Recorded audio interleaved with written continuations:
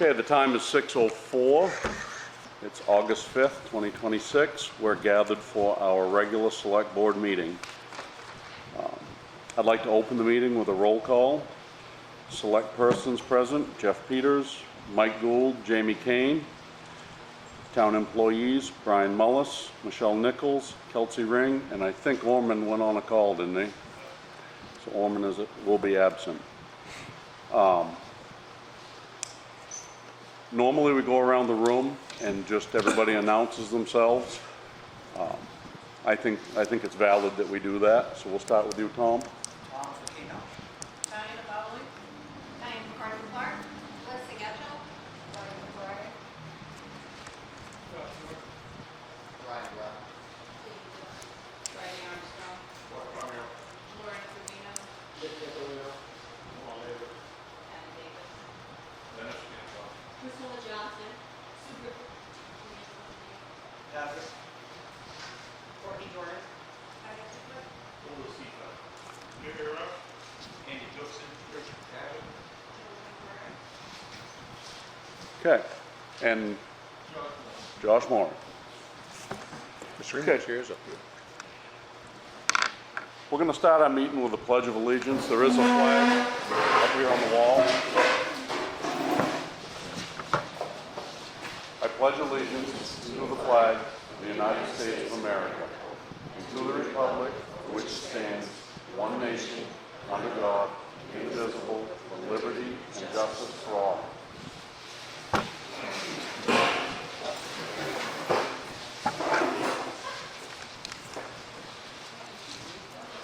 Okay, first up is open session. We normally limit this conversation to 2 minutes per topic. That's not chiseled in stone. Did anybody bring anything for open session tonight? I just want to mention one thing. Okay, Melissa Getchell. I brought in the Sangerville Town Hall paper pledges that are on the table, one for business and one for personal. Okay. review. It will be downloadable on the website from like a Google Drive or whatever. Okay. Anyone else? Okay, moving on. Sign in the minutes of the previous board meeting. So we have minutes from June 3rd, June 17th. Should be July, right? What's post-fact, okay.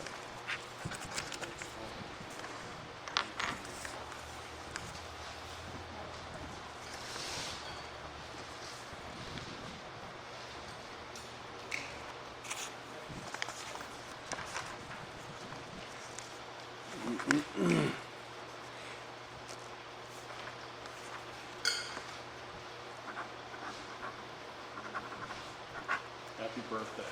Thank you. Happy birthday, thank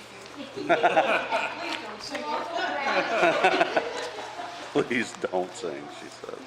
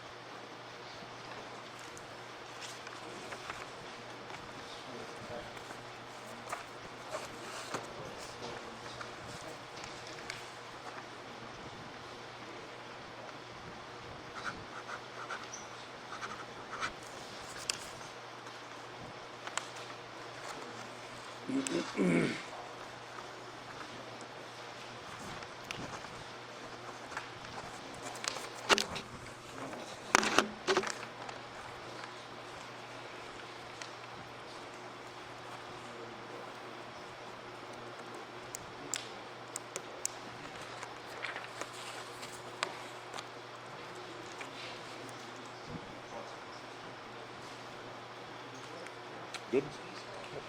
Okay, moving on.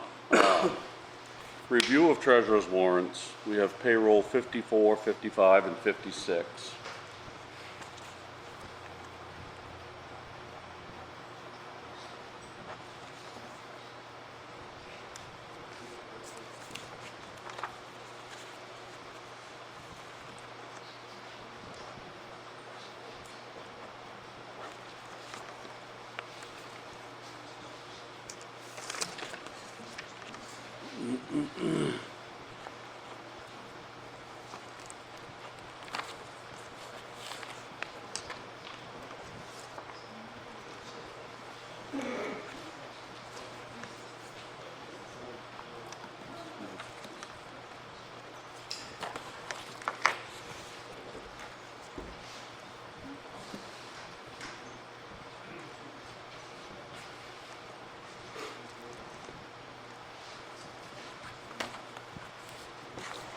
Okay, and then we have accounts payable warrant, 57, 57A, and 58.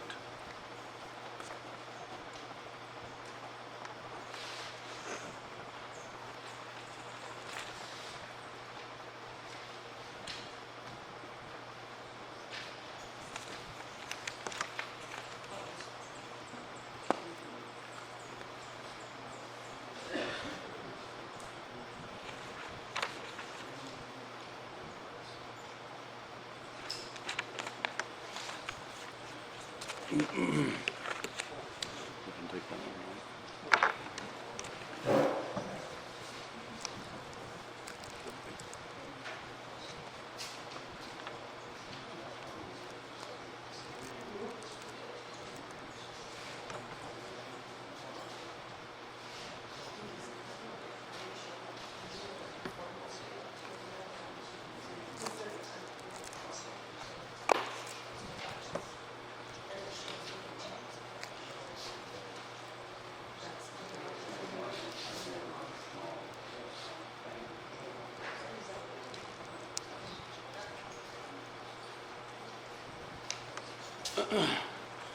So this warrant 57A is,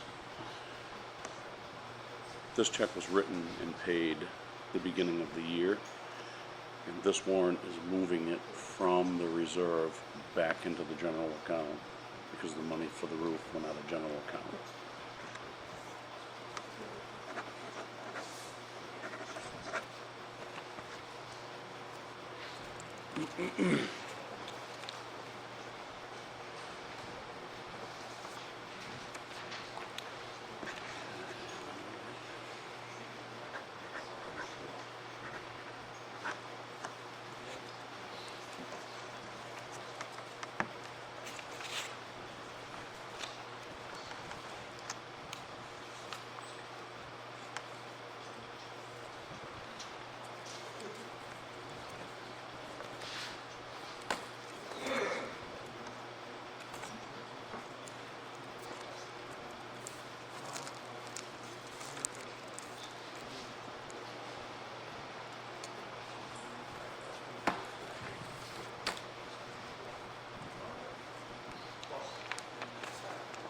Okay, we're going to move on to old business, and before we do, from this point on, we have topics that we'll probably have interactive conversation with everybody in the room.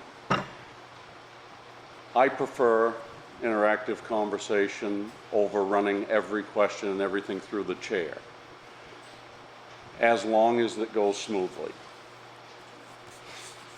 We can't talk over each other. We can't interrupt each other. We need to take turns and be polite to each other. If that can't happen, then we're going to direct conversation through the chair, one thing at a time.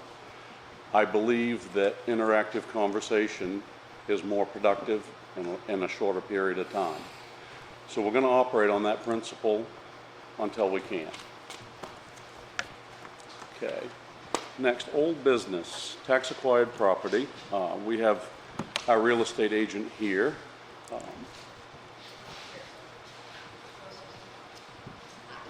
She looks very clean. Oh, I just got back to text. Yeah, I know, I saw your pictures. So I'm actually pleased to present 4 offers to you guys today. So this is really good. I'm gonna actually present them as I receive them. Can you speak up a little bit and literally, like, your back? I can talk loud. Thank you. So I have 4 offers for the tax acquired property, so I'm gonna go over them as I receive them. And for those of you who don't know, this piece of property is right on the town line in North Dexter. Just as you come into town on the left, looks like a little vegetable stand in a field. They call it the Apple Shack. This is the property we're talking about, and it was tax acquired. Yes. So, I asked them each to provide a letter of intent, because I thought it might just help you guys with your decision with that. So the first, need my glasses, please. Do you want me to say their names? Is that okay? Yeah, I think it's fine. They'll be read, it's public information, so yes, it's fine. Okay. So the first offer is from a lady named Trudy McClure. She's from Parkman. She is offering $20,000 cash, $1,000 deposit, close on August 24th. She would want a 20-day inspection period for a survey, which that may not happen in 20 days. DOT driveway permit, deed restrictions, utilities, and local permits. She's asking for the town to pay $1,500 toward closing costs and $1,500 toward her buyer agent commission. That's pretty standard now. So $20,000 cash, $1,000 deposit, close August 24th, 20 days inspections, and basically $3,000 for closing costs. I'll read you her letter of intent. Trudy's excited to share her vision for the property. She hopes to transform the land and barn into a welcoming community space where families can gather for tag sales and shop for gently used children's clothing, toys, baby gear, sports equipment, and more. Many years ago, Trudy owned a beloved children's resale store in Connecticut called Reruns for Wee Ones, and she's looking forward to bringing that same spirit of affordability, sustainability, and community to the area. Her hope is to create a valuable local resource that helps families while providing a fun place for neighbors to connect, shop, and support one another. She's excited about the opportunity to give back to the community and hopes this will be a place that everyone can enjoy. And she is from Parkman.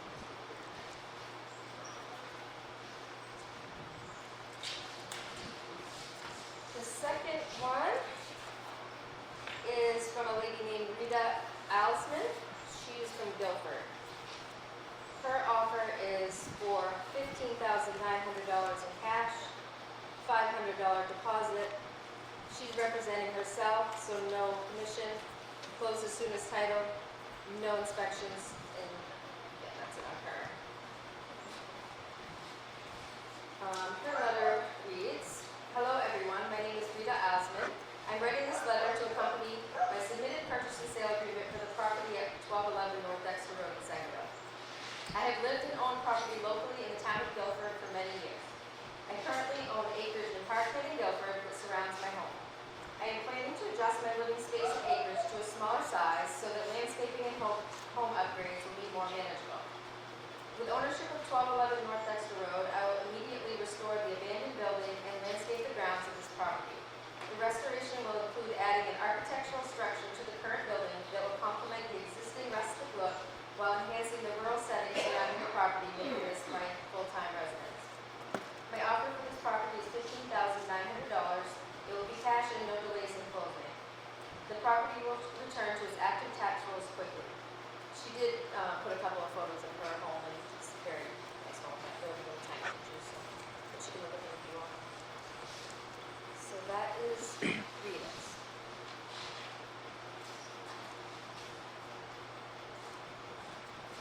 The third one is actually a lady that lives next door to the property. Her name is Michelle Cross. She is tight on her funds. She would have to pull together some things from multiple things to make this work. but she would love to own it, obviously, it's next door. So her offer is $5,000 cash, $200 deposit, close August 28th, no inspections, and asking to pay $1,000 buyer agency fee. Her letter reads as this. My name is Michelle Cross, and I live at 1195 North Dexter Road. In January 2022, just after Doris Hartford at 1202 North Dexter Road passed, I purchased the 9.9 acres that abuts my land from the family. The realtor had told the family they could easily sell the parcel for $35,000. Because of my years of friendship with Ron and Doris and the family, they sold it to me for $25,000. The main reason I wanted to purchase their land was because it abutted mine and allowed me to retain my right-of-way to the back property. The small parcel with the apple shack on it was sold by Ron Hartford years ago to a friend. He always said he regretted selling the parcel because it chopped up the flow of his land. I would like to purchase it to reunite the land as Ron had always hoped it would happen. I plan to clean up the property and get it back to grassland like the rest of the field. The apple shack will be dealt with as I get a better grasp on its condition.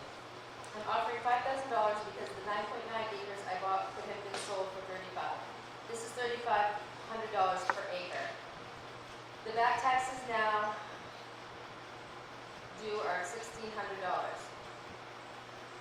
By my purchase, the land will be cleaned up and maintained by a resident of the town, and the outstanding back taxes will be paid. Thank you for your consideration for my offer, Michelle.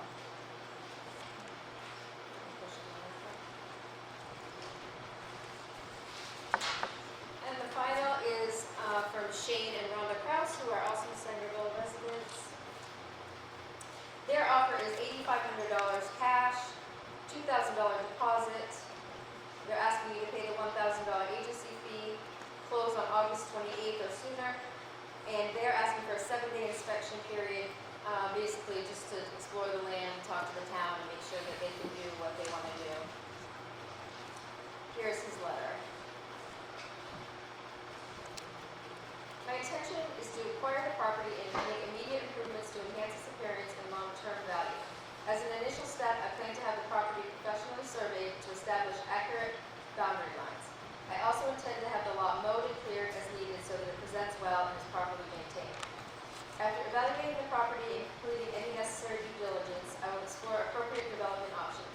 These may include constructing a small storage unit facility or placing a small residence on the property, provided the site is suitable and all applicable local and state requirements are met. Any development would be contingent upon the property successfully passing the necessary soil testing and qualifying for an acceptable septic system, as well as obtaining any required permits and approvals. This letter is intended to express my good faith intentions regarding the property and does not constitute a binding purchase agreement. A final purchase would be subject to mutually agreeable terms, satisfactory due diligence, and the execution of a formal purchase and sale agreement. Thank you for your consideration. I look forward to discussing this opportunity further. Can I ask a question? Thank you, Jamie. Is there road frontage that you can build a house It's on? 276 feet of road frontage, but where it's already a developed lot, there's only approximately an acre, maybe a little bit less. The town has an acre. So where it's already developed, you normally need 200 feet of frontage and 2 acres to build, but it's already been developed, so the code enforcer said it can be done. Okay, Okay? thank you, Jamie. Yep.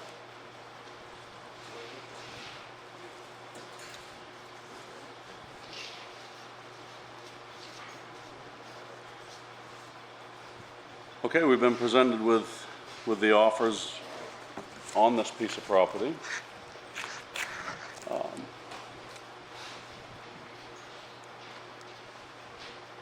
I think we'll first move towards discussion, and then make a motion. So, discussion. I guess I'm good. The first question I have, this is the piece that we weren't able to contact the previous owners, or this is not the piece? We cannot contact the previous owners. We believe the previous owner may be deceased.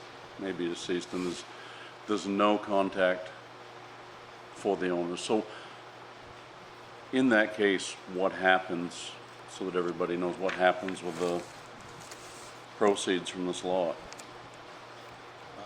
I'm not 100% sure, but I believe we hold them in some sort of reserve until somebody comes along with a legal right to the money. Is that correct? The state will like advertise it as, Lost on their- property or on their whatever? lost property list, I believe. Is that what you believe to be true? Say that again? You have to hold it in a special account for 3 years. Okay, I know, And nobody claims it in that 3-year period, it can go on, that can go. okay. I believe. Okay. Question? So we're talking about the money going into a holdings account, Yes. the proceeds from that, and then potentially could be given to a family member or somebody that has. They'd have to come forward and claim it. I was gonna say, we have worked really hard. We've worked really hard to try to find the owners or relatives or someone to this property. So the way the law is now, any proceeds have to go back after our costs, have to go back to the family. What would happen is if we couldn't find anybody, we put it in a reserve account specifically to this. And from what I understand from Josh, that we could hold it for 3 years. If nobody comes, then it was in charge of it. I was concerned that 3 of the authors wanted agent fees to be paid, Mm-hmm. and then stating that, you stated after cost, they had to pay an agent. Right. We hold that $1,000 or whatever. it was, that back, things like that. I was concerned that if we accepted an offer with agent fees, and then someone came to claim the money, then we just paid someone, their agent fees to purchase the property. So that's technically a loss to the town. So I would just want clarification in my mind that. So that agent fee would be part of the cost. That's where the one-off for that is the $5,000, and you have to make sure that the town is gonna recover whatever is owed to them, plus the commissions and everything. And that offer may not. What's owed to the town right now? I believe it's just under $2,000 as far as the fees and the lien costs and the recording costs, our time tracking more people, so it's roughly 2,000. And what would happen if we held on to it? How much from the town's money needs to go towards it if we just let it hang down? Property don't- value obviously is going up in the area. We don't legally have that option. That would be a violation of Maine law. It's not an option. That's not an option? It's a violation of state law. We cannot make a profit on this in any way. I see. Okay. And keep it and utilize it? If the town votes, it would have to go, excuse me, it would have to go out to a town vote. And if the town voted to keep the property, that's the only way we can. Is that really understanding? If it went that course, though, and we were to locate the owner, then that's no longer an option, correct? It'll need to be sold and need to be dispersed. We'll give them a minute to park.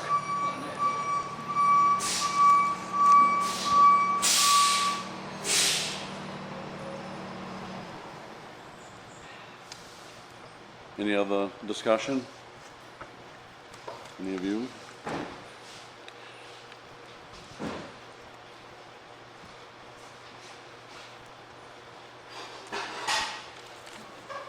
I feel like if I was the owner of that property and I was subject to this process, I would certainly hope that my town's leadership took the biggest offer and the offer that's going to provide the most tax revenue for the town in the future.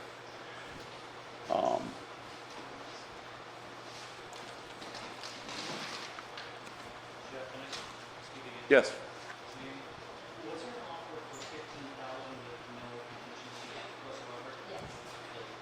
Yes, 15.9. 15, that sounds like the best offer that I heard. Excited to pay that over tax costs?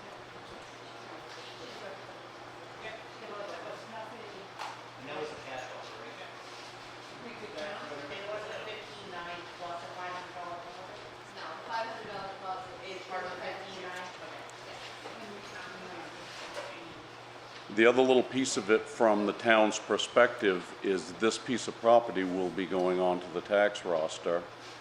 And the little synopsis they gave us of what each person was gonna do with it affects what we generate for tax revenue in the future as well. One offer was possibly a used retail store. One offer was to keep it basically the way it is, and two offers was to develop it into a house lot or storage buildings. And that weighs into the decision from our vision as a town, just because of what it's gonna bring in the future for tax revenue.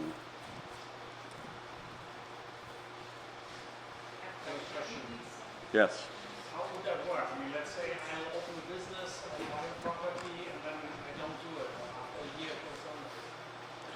I don't think it's a contingency. I think that was just a letter of intent, what they intend to do with it, so we'd have an idea of what we were looking at. I don't think there's a commitment for them to do anything there. It's just a letter of intent. Yes, The property we accepted, so we don't know for sure that it's a buildable farmhouse. So right, going on the thought that it would be your tax, not necessarily right. valid or legit. So can we put that in the negotiations with the author, so? It's certainly, Your offer based on you doing a soil test to make sure that you can. I don't think it's gonna really, I don't think it's gonna affect the town. It's gonna affect the person purchasing it as to whether or not they can fulfill their dream. As far as the town and or the previous owners, if they're able to be located, that's just something down the road for them to deal with. I don't think we need to consider that tonight. Well, I was asking because you said that it would be in your best interest if you sold it to somebody that was going to build a house to give up the most tax credit. Right, or, Build a house that's not going to be a lot of tax. right.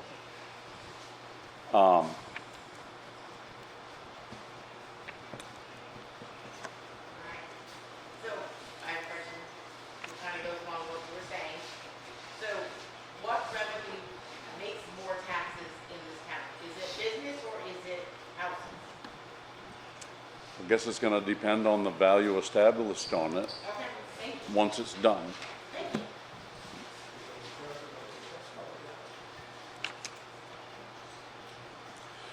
Josh, do you have any insight for us before we move along? Put you on the spot. The biggest tax dollars, it really depends what they end up doing with it. To have a $20,000 building for a business or a $150,000 building for a home, you really can't compare it to that being built in.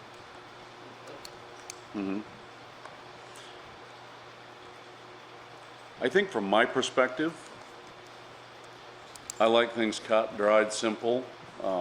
One of the offers, there's no town paid fees, there's no inspection, there's no close, there's no nothing. And it's one of the larger offers we have.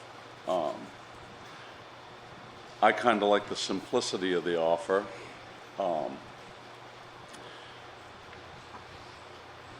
You guys' thoughts?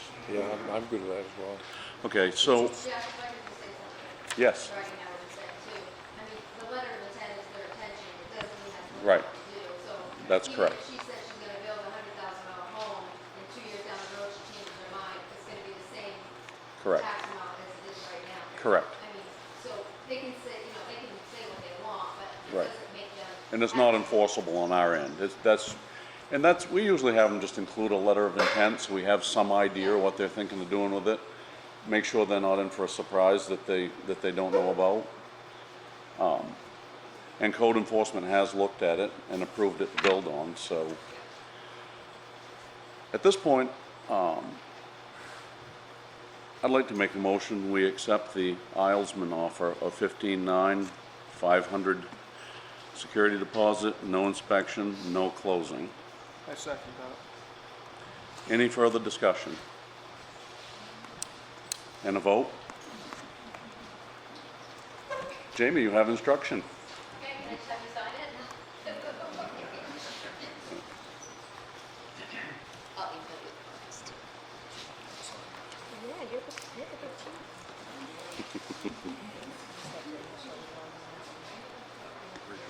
Initial or sign? Just initial.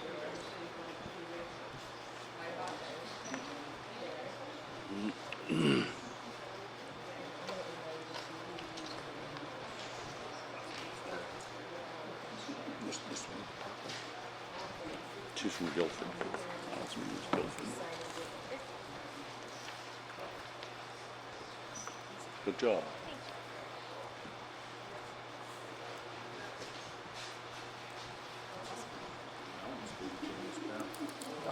He knows where I live. Yeah. Thank you, guys. Yeah. Thank you, Jamie. Okay, moving on. Historical Society. And I think we turn this to Diane? Yeah. Speak loud.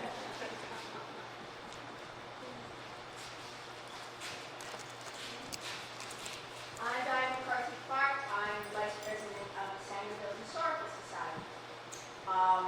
We are a humble little society. We don't have an awful lot of power.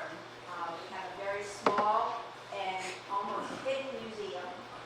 But in recent years, the topic of renovating the town hall seems to have been on the town's mind quite a lot. We have discussed our role as how we can support that effort. As being an historical society, we want to make sure that the heritage of our town is preserved. We have seen in recent town hall meetings or town meetings that there is a significant amount of support within the residencies of the town. Lately, there have been from the Historic Community Building Grant, which was 2 years ago passed by the citizens of Maine. There's a significant amount of grant money available for communities to restore structures within their town. We tried as a town last year and came within a hair's of getting it. I think we had a good chance of it, but there were some snags. And one of the snags was that it's a much more powerful application if a 501(c)(3) applies for the grant rather than a municipality. Well, that's where the Historical Society found its oats. We are a 501(c), a nonprofit. With informal talks with the Town Hall Renovation Committee and with Brian, we have weighed our options quite seriously. And we decided that we'd like to put the full weight of the society behind the effort to continue the restoration process. To do so, what we have offered to the town is to carry the 501(c) status as the cornerstone of applying for a new round of grants, which offer up to $500,000 with a 25%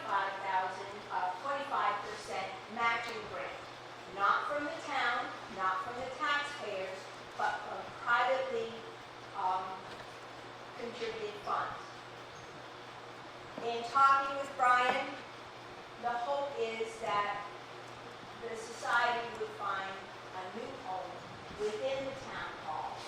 We would become much more visible, and hopefully we would see much more community activity at that museum. But more significantly, we think that our status as a nonprofit is a key to getting perhaps up to $500,000 for the restoration of the building.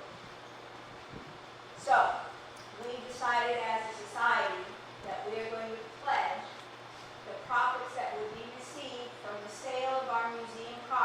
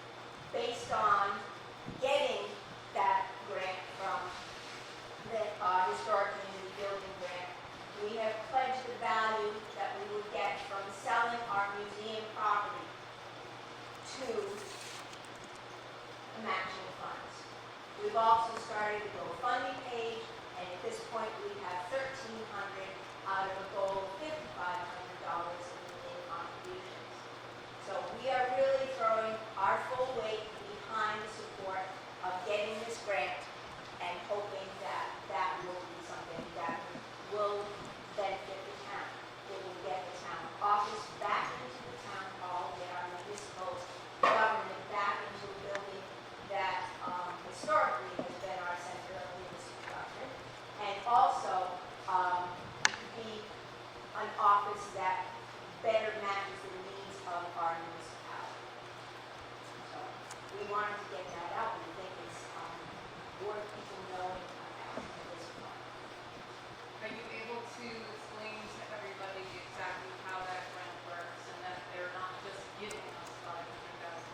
We have to put the money out first in order to get the money back.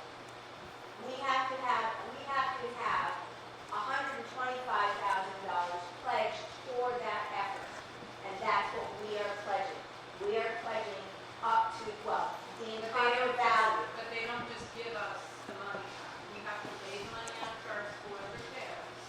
It needs to be documented, pictures need to be taken, and it needs to have heavy supervision. And then we get reimbursed. Not a block grant. You have to lay out all the money first, and then, first of all, you have to be accepted by the grant, and then, only then, you have to have shop drawings, you have to have historical people that are knowledgeable to do the work. All this has to be done for the grant. And then, you ask for the grant. If they approve the grant, you have to lay out 100% of all the money for the renovations. Only then, it is reviewed, and they go line by line to see if they're going to reimburse you. So there was no block grant of a $500,000. Brian, would you like to talk to this? Basically, right now, this grant just opened as of last week. I just got an email from the state. And on this coming Monday, there is a Zoom meeting that I've invited pretty much everybody here to attend the Zoom meeting, and it will go through this. I will also have the grant application and the grant manual. I will have those downloaded, and we will be able to go through those, all of us. It's all public information. So I am not in a position to argue your point at all. Have you read the grant? Because it's laid out quite clear. It's .9 in the grant. It's I literally have right not read the current one. I read last year's. I have not read this year's yet. So after you've read that, and then you have all the information for the townspeople, I think then it would be appropriate to ask them to reach in their pockets and give money towards this, because right now, I could be wrong, but it's kind of fraud by letting them believe that we're just gonna get $500,000 back. It's not. Quite honestly, I think you are wrong, because the town, as the town government, is not asking for this money. It is our historical societies, a 5013C, that's asking for this money. They're asking for a pledge, and if we don't get the grant, we'll continue to work for other grants, and that money that people have pledged will still be used for the purpose that is being raised to. And how much money do we have set aside right now to go towards that building?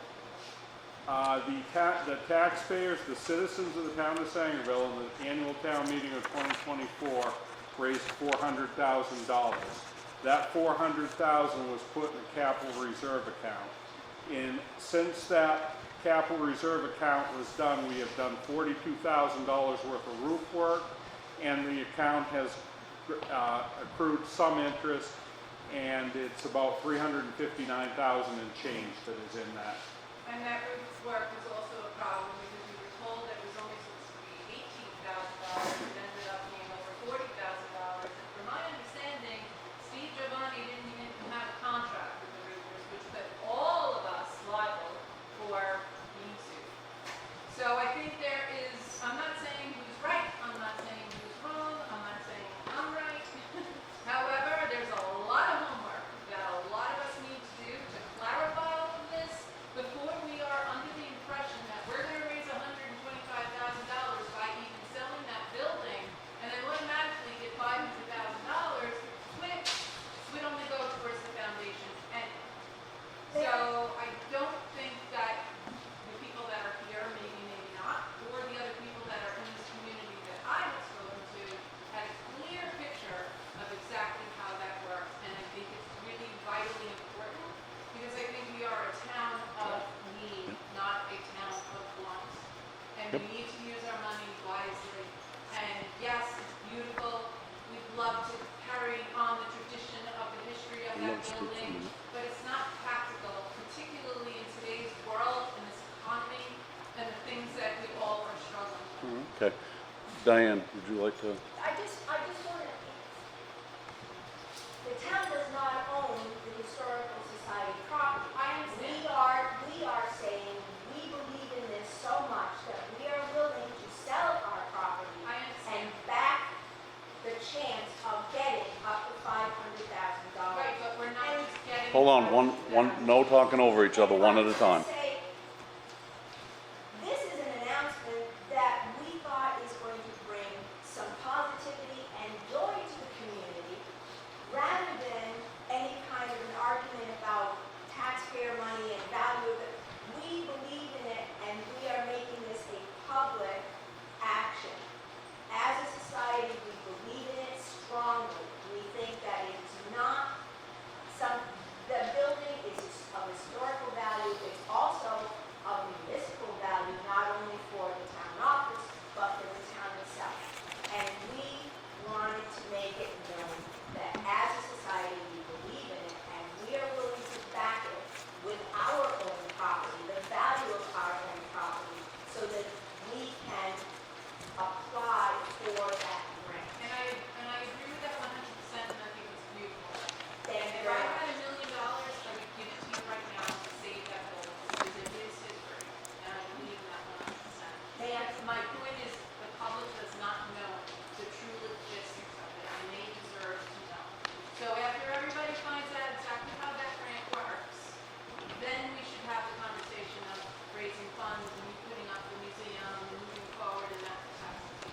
it's all private, it's all a privately funded drive. It has nothing to do with taxpayer money. It can't have anything to The do money with that's in the account now was though. But that was based on the desire of the town at the time that they With the voted. knowledge that they were given, not the knowledge that's present now, with the way that went. So let's move on from this conversation. Thank you, Diane. Yes.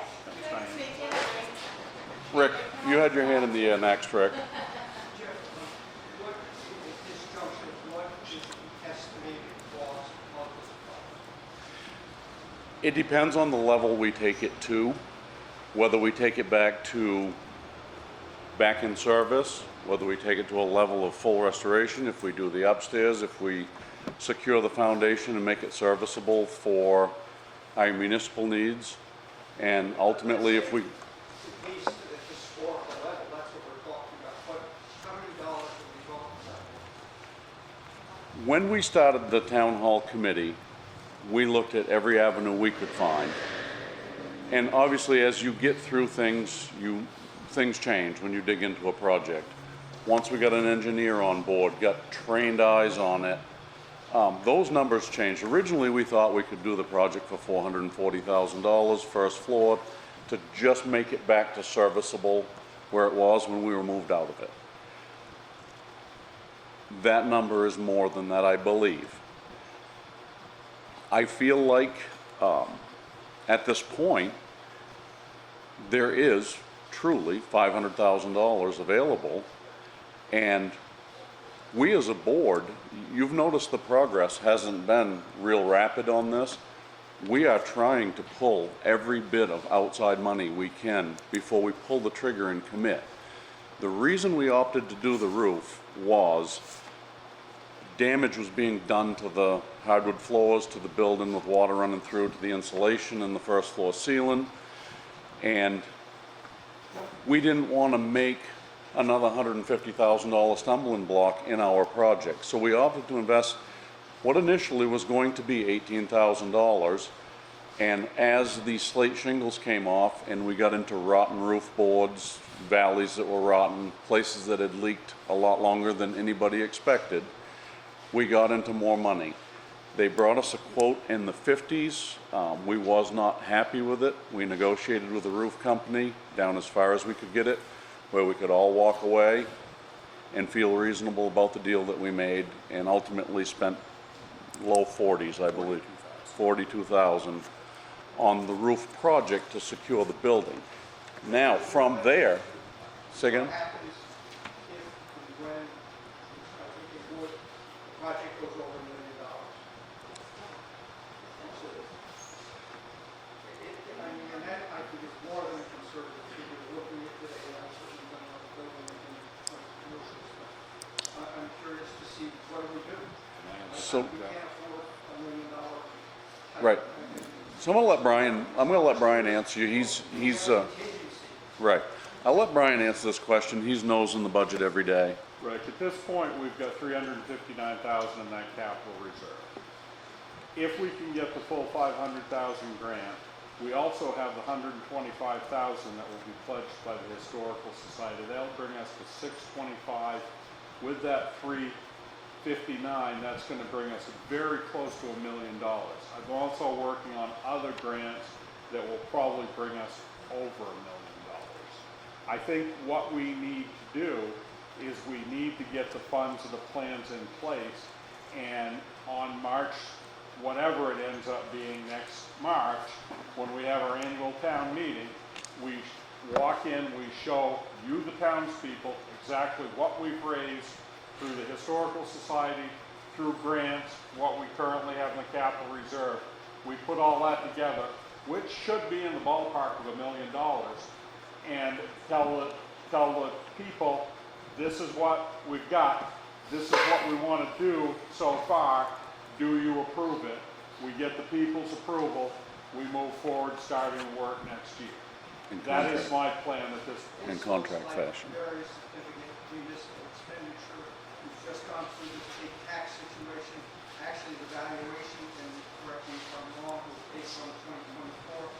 What's coming down the pipe, okay, is going to be a serious issue, and I think we need to tighten our belt. So again, I'm just thinking out loud in terms of looking at this as a municipal expenditure, and again, the tax situation in our town, we're starting to stress people. Yep. We'll move to Priscilla next. My understanding is we not right now asking for town funds.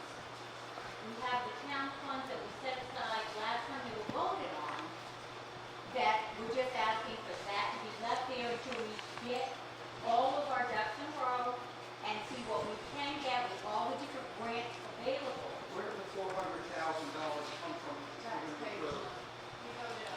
Look, that came from the people. Right. That's correct. It's a municipal expenditure, okay? Right. And listen, I think it's a beautiful bill. It's a way, realistically, responsibly, we can do something with it, absolutely.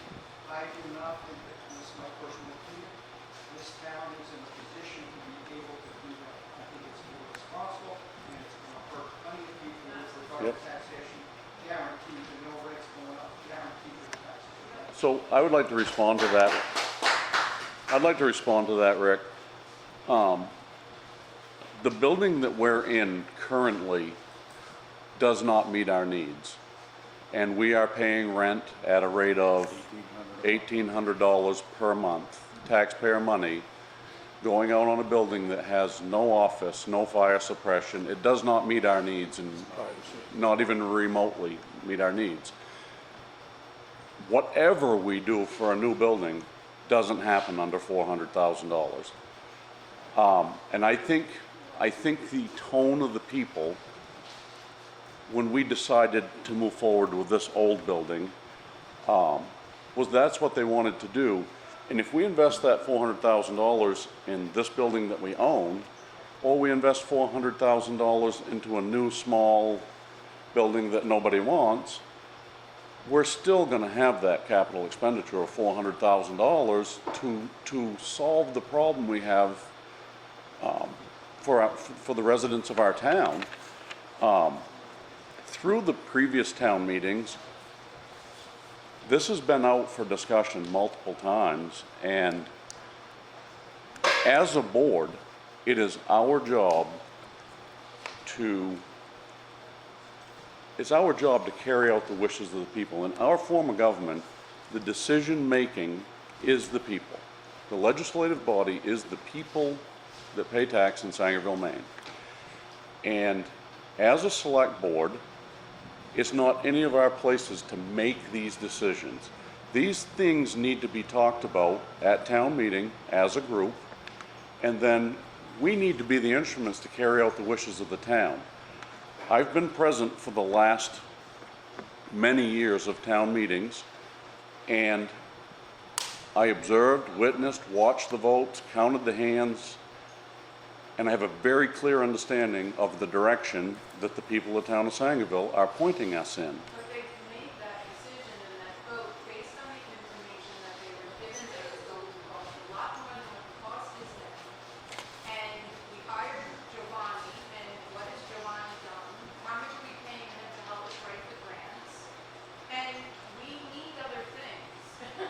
We need road work, we need a tanker, a pump truck, we need other things, and we are, like a lot of other people, I believe, are feeling, again, we are a town of need, we're not a town of want. That town hall screams want, want, want.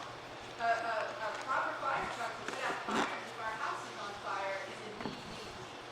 And we're so hyper-focused on saving that town hall, saving that town hall, saving that town hall. In the meantime, if your house goes on fire, we don't have a truck to put it out, and insurance, house insurance is with the fact that we don't have a pump truck, your insurance is going up. So we Yeah. have a serious situation collectively as residents together. We're all in this together, and it takes a Right. village to really do our homework on exactly how that grant works. So the people We- who believe, when I had my petition signed, one of the first things they said to me was, what do you mean we don't just get that $500,000? What do you mean we have to pay the money out first? What do you mean 15 more years it has to be watched over?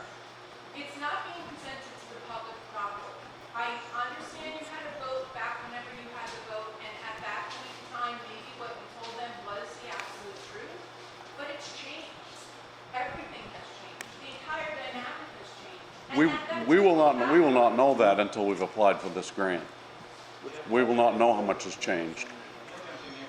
Yeah, So, as I understand tonight, there is going to be no vote whatsoever on funds for the town office, right? no, this is a discussion, let's rewind, you bring up a good point, let's rewind for a second. To have a discussion, you need to be put on the agenda. And our historical society asked to be put on the agenda to present a gift to the town. And I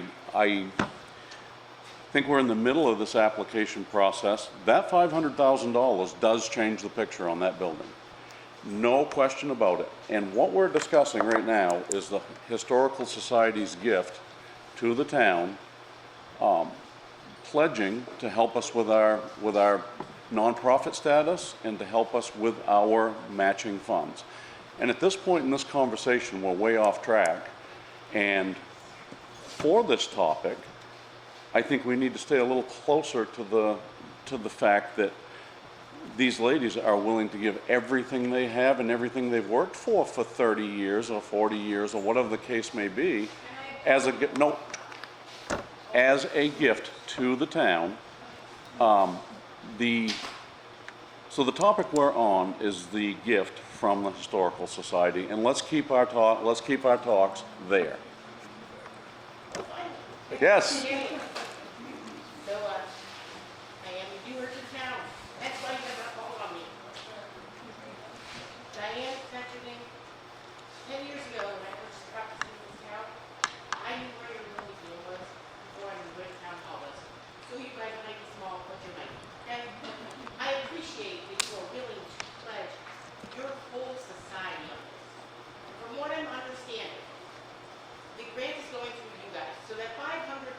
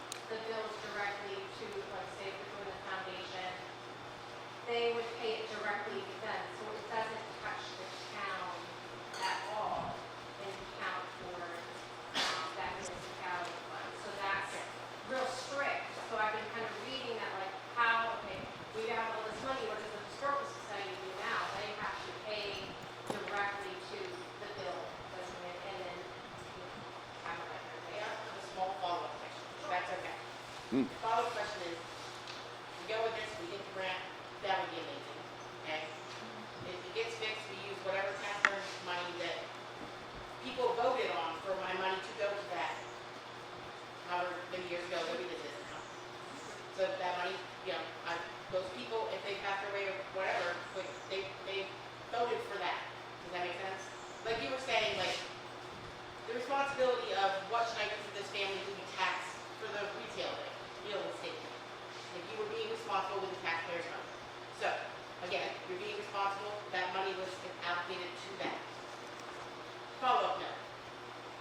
Like I said, I'm new to this town, so maybe I'm wrong.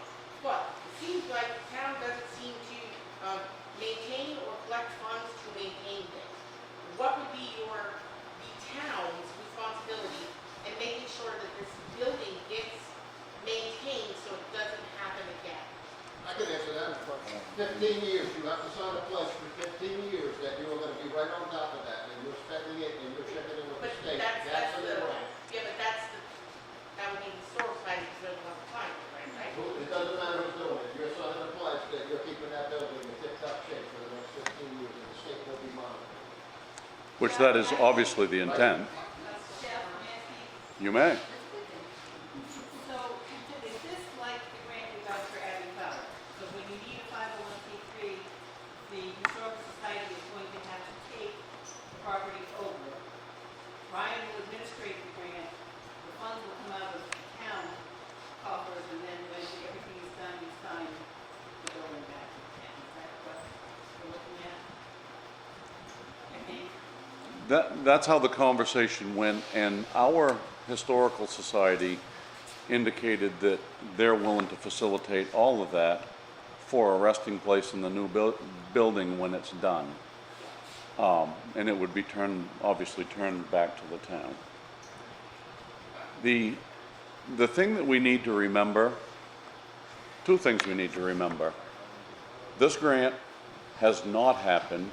It was released 2 days ago, and we are not to the point where we can give you solid answers because we haven't got through the application process yet. So at this point, in this conversation, we've got the cart before the horse. This conversation tonight is about the Historical Society's gift to the town to help us with that, with the matching funds, so that we can even apply for the grant. Did we actually get offers on it? Is Jamie going to be overseeing the sale of that? Do we know that somebody wants to buy that from us? Just need, but it's not a town property. Yeah, but it's not a town property, so we don't have to. We don't have to know anything about it. The Historical Society owns that building. Nothing to do with taxpayers. Can I just ask one quick question? So the building is condemned or shut down and you can't go in there. What was the specific reason that they said that you can't use it? The Old Town Hall building? Yes. Well, again, I think we're getting off track here, but there were some foundation issues, there were some roof leaks, there were some things like that that needed to be corrected. We had a whole entire list that was provided us, and then we hired an engineer and got his list, and that's where we're at. So if you fix the foundation and you fix the roof, the building is habitable again. Is that correct? I think there's some wiring and some life safety upgrades that have to be made, but they're in the $10,000 and $20,000 range at max. But yeah, so the bottom line is the roof is fixed. If we could get that foundation fixed, yeah, we're in a position where we could move back into the building. So if some knowledgeable people or persons or group, the architect, come in and assess every aspect that needs to get that building back so you guys can move in? Yes. Maybe it's not 400,000, maybe it's 200,000, maybe you need to know all the specifics about Yeah, yes, who we gets have- what's the work, what gets us back in, what opens the doors again, right? We have hired a professional engineer. The down Steve at- Body, Yes. Yes, Wentworth but Harbor. he's been on the job for how long? 6 months and he hasn't done that for you? That would be the first thing to do, just tell me we're closed down. I actually, let's get this doors open. in my most recent email conversation with Steve, which was just yesterday, I asked if there was anything we could be doing for work right now that would get us more towards this goal with the 350,000 we have. And his response was, let me give it some thought and get back to you in a couple of days. Okay. so That's where we are right now. Technically, 6 months later, the guy's saying he needs to give you more thought. But you would think he's here, and you guys would want to get back in there. I would applaud you to get back in there. If it's $200,000, everybody, problem solved. So why are we waiting, right? That's probably the first thing to do. Well, is before find out we exactly can- what's your workflow to get you guys back in there. The biggest thing is we have to have repairs done that Maine Municipal Assurance Association, which is our insurer, Totally correct.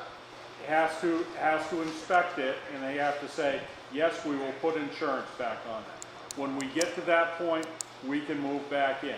So I'm asking Steve what we can do to get us closer to that point with the money we have in capital reserve right now, and then present that to the select board and the townspeople. I totally applaud that. And I think when Steve was brought on, that would have been his first work order, was to give everybody a detailed account of exactly what needs to be done, and we probably wouldn't even be having this conversation if we know exactly what we need to do to get back into the work.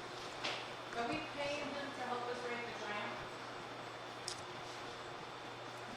There is a piece he has to write, and yes, we have to pay him for it. Okay, can we volunteer to help write the grant so we don't have to pay him? A piece of that grant requires the engineer's Okay. seal, and that is his piece. And it's not the whole thing, it's, he has a piece of it, and it has to be signed off by our Do you know engineer. how much we're paying him to write that? At this point, we don't. Should we know before we say? Oh, okay? before we entered any contracts, we'll know, before we move forward. Okay, and before I ask the question of, originally it was 18,000 and ended up being 40, and he didn't have a contract with the roofer, so do we still have faith in this?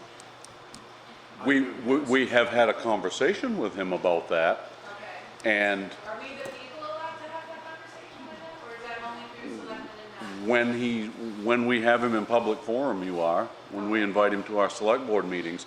Now, we ran into this thing with the roof. We ran into damage that was, we had to make a call. Do we put shingles over rotten roof, or do we spend more money and fix the thing right? And we made the call to fix it right. There's no point in going back and replacing boards after you've already had the slate shingles off this building. We did not have a contract through that. We did sit down as a group, as a select board, with the town manager, and we had a very frank conversation with Steve, and it was well received, and it was very clearly understood. And from here on out, we have a game plan. So at this point, again, we're getting way off topic. It's a really important one though, Jack, because It is. as we all know, our taxes went up, and there are a lot of us who weren't even able to pay those taxes. $50,000 is still going to the town because people aren't able to pay their taxes as they are. Correct. And if we're going to be responsible for that building, and everybody's going to move in there, and the museum's gonna be in there, and the town's gonna be in there, and God willing, somebody wants to get meters there, it's going to cost us more money as we go along, and it's going to cost us more money in taxes. And again, I am on the agenda to speak about my petition. Everybody already knows what my petition says, they know where I stand. We need a contract. And we're putting all this money into the town hall that we may or may not be able to save, and I don't think it's the wisest decision. But So if here's- we have an emergency meeting to bring the town back to talk about exactly how that grant works, talk about how much it's going to So cost us. how this is gonna play out, Laura, this is how it's gonna play out. We are going to get through this grant writing process. That is our next step. Once we've accomplished that, We can only apply for the grant if we have 125, correct? pledges for the 125. We have to have 125 to get the box. To get, correct. Okay. So, yeah, again, I don't wanna go too far off topic here, Jeff, but, in the interest of time, this is not going to vote. no, it's not. If it's not going to vote, there's no more reason for discussion. But it can go to vote. If we pull That's It correct. has to go to town meeting, and the townspeople have to. Now, I'm not saying we're voting now. But I'm saying for the interest of tonight. Okay, we're done talking, guys. We're done talking right now. Okay. This subject is closed, and before we move on, I want to thank the girls of the Historical Society. They're not all girls. Girls and guys. And we appreciate your movement forward. We look forward to writing the grant and seeing what we get pulled for. At that point, we will put it in our agenda, and we can all sit right back here again and have that conversation with real facts and real numbers. Thank you. And you will be invited to be part of the conversation. Everybody in the town will be invited to be part of that conversation. Once we have a final bead on what this grant looks like and our ability to get it. And one footnote with that, that is why we have not dug any holes in the ground. We are trying to arrange this so that the $400,000 we put aside was going to do one of two things. It was going to go towards the building we had, or it was going to go towards building a small building to replace it. And if we can apply the $400,000 to that building along with a grant and accomplish even the first floor done, and it is a municipal building and our historical society, it's a win. So again, this subject is over, and thank you for all you've done. I'm sorry, Yeah. I have three girls for a storyteller.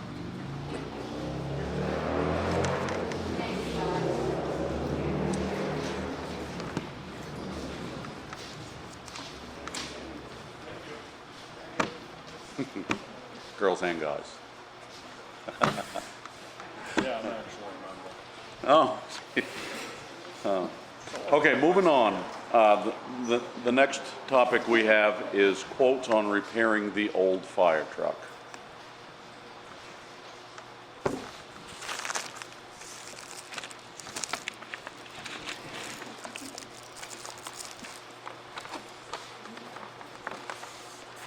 Have you got that? For some reason, oh, I got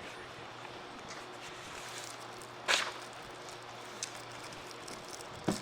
Okay, so at this point, our new appointed Chief Orman has sent the truck to one shop to get an idea of what it's going to take to put this truck into service with a legitimate inspection sticker.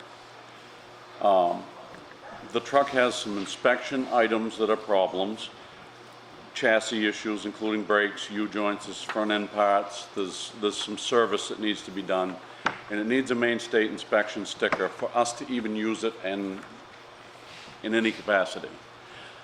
In addition to that, this truck, now you can see where it sits right over here, it's put puddles on the floor for the last 30 years. So resealing the engine is a conversation to have. Is it a state inspection item? That's for the mechanic to decide. Our feelings in our last meeting as a board, we've talked about it. We felt like we didn't have a game plan put together to purchase a truck. Over the last 2 years, we have spent a lot of time and money, taxpayer money, bolstering this fire department. We feel like it would be irresponsible for us to sign on to a brand new truck without a path forward to pay for it. We felt like we was at a point where 2 years ago, our rescue truck would not take a sticker. It had more problems than this truck. We looked at new rescue trucks, they were $300,000. We made the decision to buy a used cab chassis from A.E. Robinson, move our body to it, and put together a rescue truck that was serviceable, that would buy us time. Because we can't replace 2 trucks in this short a period of time. It's not possible. So we put together a truck for, I think, under $30,000. We have a serviceable truck, front line, as our rescue truck. with what we've put into this department and what we've got for budgeting, we've all been increased on our taxes dramatically.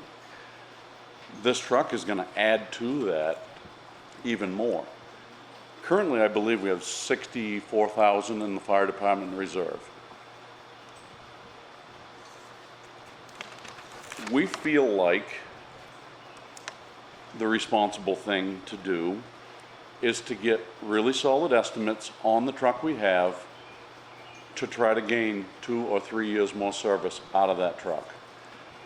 We have a frontline truck that will be 20 years old in 8 years. It's a recommendation, but not a requirement, that your frontline truck be within 20 years. It's a very good idea. So we feel like we have 8 years' time to get through building a budget for this truck. And currently, we are down a tanker truck, which a tanker truck strictly transports water to the pumper truck in the event of a structure fire. It is backed up with other towns' mutual aid moving water. When we go to a structure fire, we have a frontline pumper that sits right here that's got a tank and a pump. That is the first truck to arrive, get set up, put water on the fire. The tanker truck, its job is to move water from the source to the fire. That's the only job of that truck. We have a secondary pumper as well in this department. In looking through it, we felt, in a combination of surveying the people we've talked to in town and studying the budget and looking at what we've put into the department in the last 2 years, we felt like due diligence would be to see what it would cost to pull 2 or 3 more years of service out of the truck we have, and if it's even a viable option. We don't know that. We just got one estimate today on that process. If we were to get 2 or 3 more years out of that truck, that puts us in line for building a budget to replace that truck, and it gives us 5 years before our frontline truck is at retirement age to move into the back slot. We asked the fire chief to get real quotes on putting a legitimate state inspection sticker on this truck and to make sure that it was serviceable, gonna start, gonna run, gonna do the things it needs to do. This truck has some oil leaks, and it has for years.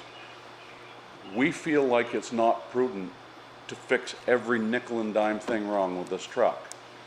We feel like this truck needs to be put into state inspection condition and be put into good running service and hope for 3 years to build a budget for this new truck. We just plain can't just move ahead and spend this much money without preparing. But we really shouldn't be without the truck either. That leaves us with 3 options. We can throw some money at this truck if it's viable. We can look for a used truck to replace it, which we've done. We have figures, we know what that costs. And we've had our fire chief has brought us, our previous fire chief has brought us what he thought we needed for a truck, and he's done a very good job. Matt's done a fantastic job as chief. And Matt has got hundreds of hours into researching this truck, and we understand that. We feel like, sitting here with the budget in front of us, we feel like this new truck is unachievable at this point, which leaves us 2 options: the used truck or the repairs on the old truck. I think we all feel the same way. We do not want to go down a rabbit hole where we dump a great big giant pile of money into a truck that's an old piece of junk and then sell it for $2,000 a year from now. That doesn't make sense to any of us. If these people that do this for a living feel like we can get a legitimate sticker We can put the truck into service and expect 3 years of service out of it for $10, $12, $15,000. We felt like that would be a viable option for the town. If we're gonna spend $50 or $60, $70,000 on this truck, I'm not in. And I don't think anybody else in the room is either. Wasn't there a middle of the road option where you? That's where we're headed with this. So the other options that we've investigated is a used truck. We found a number of them that are in that 10-year-old range, 12 years old, with under 20,000 miles on them, that are a regular cab tanker, identical to the truck that we're having trouble with, in that $160,000 range. So that, to me, and I think, to me, that or getting 3 or 4 more years out of the old truck are the two options we need to be looking at. We don't feel as a board, or as a group even, that the $700,000 is viable. We can't see it happening. Can it happen in 2 years or 5 years or 8 years? I think it can with some proper planning. And we need to understand too, we sit in a position where I'll hear 30 complaints about roads. I'll hear complaints about the fire truck. I'll hear complaints about everything that people can complain about in the town of Sangerville. The number one complaint we have is roads, by far, probably 10 to 1. I went back and I looked at what we've accomplished, and I will say a lot of this accomplishment is on Matt's shoulders as a chief. Matt did a phenomenal job as a chief in the town of Sangerville. We all feel that way.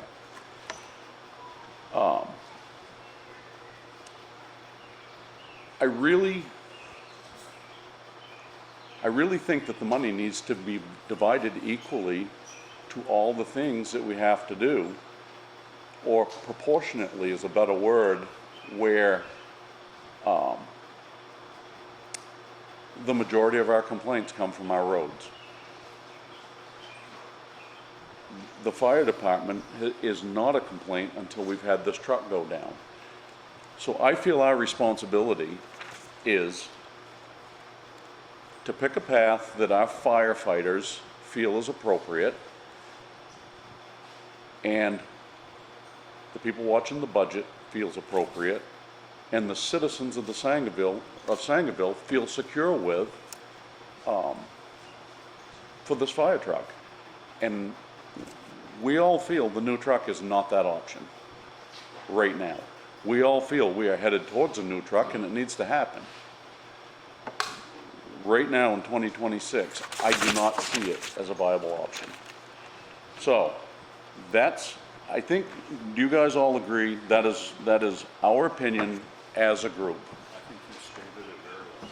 So I'm sorry, Jeff, you're saying that looking at a used one is not an option? no.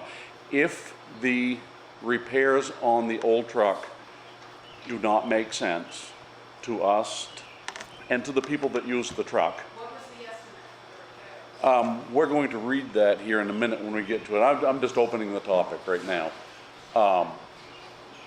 If that doesn't seem like a good option, then we would start looking towards the second option, is what I think. And I think the whole group feels that way. And I think I make myself available 1 hour every day, 5 days a week. And I talk to many, many, many people in this town 1 hour every day, every week. And I've surveyed the people, and I have a real good idea of where the people are headed with this, what they think, what they want. And this is my interpretation. They do not want to go down a rabbit hole and dump 60 grand in a truck and sell it for $2,000 next year when we're done with it. They also do not want to spend $700,000 on a truck. That leaves us at this new truck, this used truck, I mean. So currently, I think we have 64,000. It's closer to 60, I think. We have- 61. We have north of 60,000 in the fire department reserve account that we've set aside for fire department reserve. It is their equipment reserve. We had put more money away than that, but we've done a bunch of projects with the fire department. One of them we mentioned was the rescue truck. We've injected money as taxpayers, and the fire department has really stepped up and done a lot with fundraisers and all that. And they've brought a lot to the party too. So we got an estimate tonight on this truck. This is the first shop that's looked at it. And their estimate reads like this. Option 1 is to repair the chassis to include brakes, U-joints, front end and service, and make the truck so that it's a usable, stickerable, safe unit to go up and down the road. And they're honing in, and this is just, they can't give you an exact, but they're honing in around $10,000 to get this truck stickered, and that is if we don't correct the drips on the floor. It's going to be up to them to determine if any of these oil leaks constitute a violation of state inspection standards. We don't feel they do. I'm a state inspection mechanic myself. None of the oil is dripping on the exhaust, creating fire hazard or any of that. And it's not like it's running out the bottom. The motor is wet and it drips. So this estimate to me looks like $10,000 to do the basics and get a sticker on it. If we do the reseal on the motor and fix the external leaks, that is an additional $20,000 to do that. If we take the engine out and rebuild it and do a full, do the full engine reseal, take it in, out of frame, that's an additional $30,000 to the $10,000. To me as a mechanic, that's not a good option. It's not an option we need to explore. And I don't think we need to do it to get the truck safe and stickerable and in service. So that's my thoughts. Discussion. So for 10,000, you can get a sticker on it and get it back into service. Put it back into service and buy us the time to build a budget so that we can buy a used truck or a new truck. Whatever the townspeople vote on is the direction we're going to go. It seems like a logical thing to have to think of stuff like that. You're going to be waiting and you're going to be discussing it, and you're not going to have a truck in service. So for $10,000 to put a truck in service and have it available. So that brings me. Right, and that brings me to my next point. If we ordered a new truck today, we're 16 to 24 months before we're going to see it. I just want to add something to that. I am just as passionate about having fire put out on my house if we're to go up as everybody else who is passionate about saving the town along. And you said about not wanting to go down a rabbit hole. I think we're at a choice of which rabbit hole we go down. However, it is a countrywide problem with not being able to get new fire trucks. Correct. A lot of research on it. So not getting a new one now might mean that we never get a new one. There are departments across the country where they're waiting 3, 4, 5 years to get a new fire truck. That's correct. Use ones that are Right. Used ones. But go use one. Correct. We've looked at many options in the used truck market, and the examples we found, I found one in particular. It was a 2015 Freightliner, 14,000 miles on it, spec'd exactly the same as the truck we are replacing. So can't we, if that's only 10,000 to get that on the road, can't we get put the 10,000 and get it back on the road so at least we have one, but then get a used one too? Why couldn't we have another? Sure, well, that's what he's saying. That's what I'm saying is, Why don't we let him finish his sentence first before we interrupt him, please? so that's our line of thought as a board. That's our line of thought as a board is if we can get this truck back in service for $10,000, that buys us the time to sit down and do some line-by-line budgeting to figure out how we're gonna pay for this truck, whether it's new or used. It lets us go through another budget cycle with a legitimate sticker on our truck so that we can actually really look at this and make a good decision, and then take that decision to the people and let them vote on it and make the decision. They are the legislative body. Rick, you had a question? Yeah, just as a caveat, I mean, that sounds very reasonable.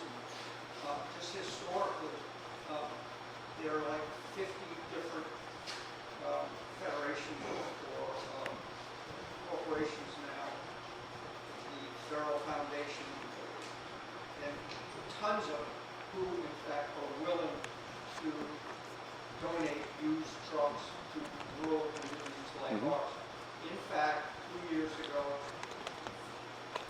a notification or a contact was made with Banksville in New York, through whatever contacts, and they were willing to give us a 10-year-old truck, very wealthy area, you know, all $1 million homes, and we decided not to take that truck. Okay, so my point is, you can't look after. No. And I would ask Brian, why don't We're pursue actually, all of these grants now and start having people? I'm just starting to look into those, like you were saying, these foundations you're speaking of. Gentleman emailed me on one of them just this very week. So, yes, I'm going to hopefully bring, and I'll work with the department leadership and kind of hopefully bring some options. If somebody wants to give us a tank truck, we're going to do everything we can to make it fit. And remember, this is not a grant process. You just put the application in. We're a small town in rural Maine. I think we stand a good chance. I.e., that truck that we could have had is in active service in Alabama. If you look at the federal website. Okay. We're looking at those exactly, Rick. We're doing just exactly what you're suggesting. So- Melissa, you were next. Yeah, I was listening to the last select board meetings, and I just had concerns after listening to the last one. It sounded like options were off the table, so I just want clarification. You're talking about 10 grand to get the sticker, but getting a new, not a brand new truck, but a used truck isn't off the table, and that the town would still have a vote in. Because I was concerned that, okay, we're not voting on options, because from what I heard at the beginning of July, you did want to bring it, so then I just heard you say that we do want to bring it to a vote with options, so I just want to make sure that. So what we're saying is, to opt to repair the old truck is something the select board would opt to do and move forward and have the truck repaired. We feel like that truck being down and over at the town garage is doing us no good. I feel like this is a subject that needs to go before the people. But it needs to be well researched. The budget work, the foundation for the budget needs to be laid.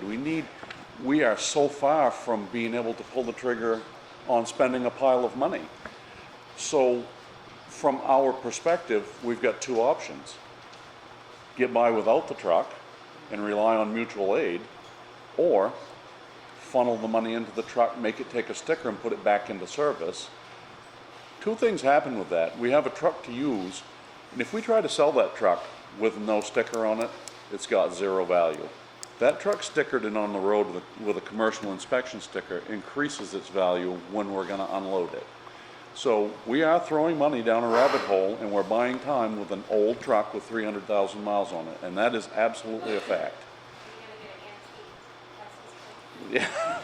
So, but I think that right now, with the budget, with the things we have going, with the increases that people have experienced in their taxes, these conversations need to go before the people. They need to be well researched, and right now is not the time to buy that new truck, in my opinion.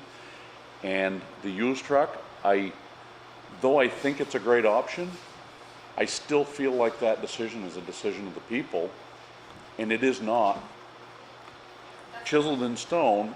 And what Rick brought up is we have not fully researched the grant of a truck from a bigger city. So we are not ready to make that choice. So the decision we have to make on this truck tonight is, do we leave it out of service and do we rely on mutual aid?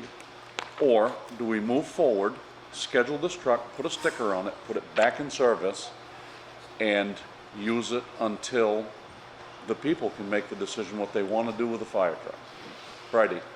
Just talking to the wrong people.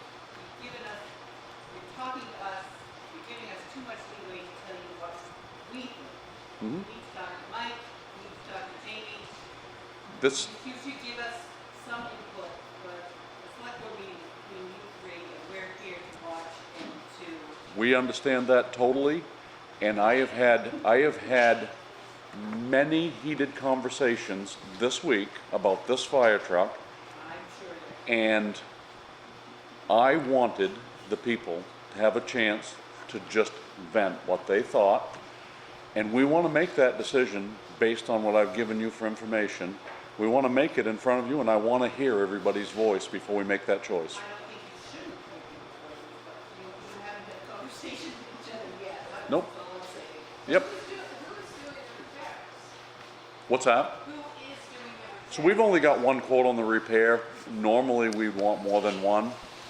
And TB Truck is who did the, TB Truck and Equipment is who did the With all the the quotation. mechanics that we have in this community, it can't be as collaborative effort for them to volunteer their time. So there's a big difference between state inspection sticker and commercial inspection sticker. And the commercial shops are few and far between, and the commercial shops that you can actually get an appointment and get through the door are even fewer and further between. So this shop can get us in. They've looked at the truck, they've put eyes on it, and they've given us, and this number is not chiseled in stone, but it's they'll hone in on that number. I They, think it's really important that we at least get it back on the road, so we're not all living in fear that we're gonna burn it to the ground.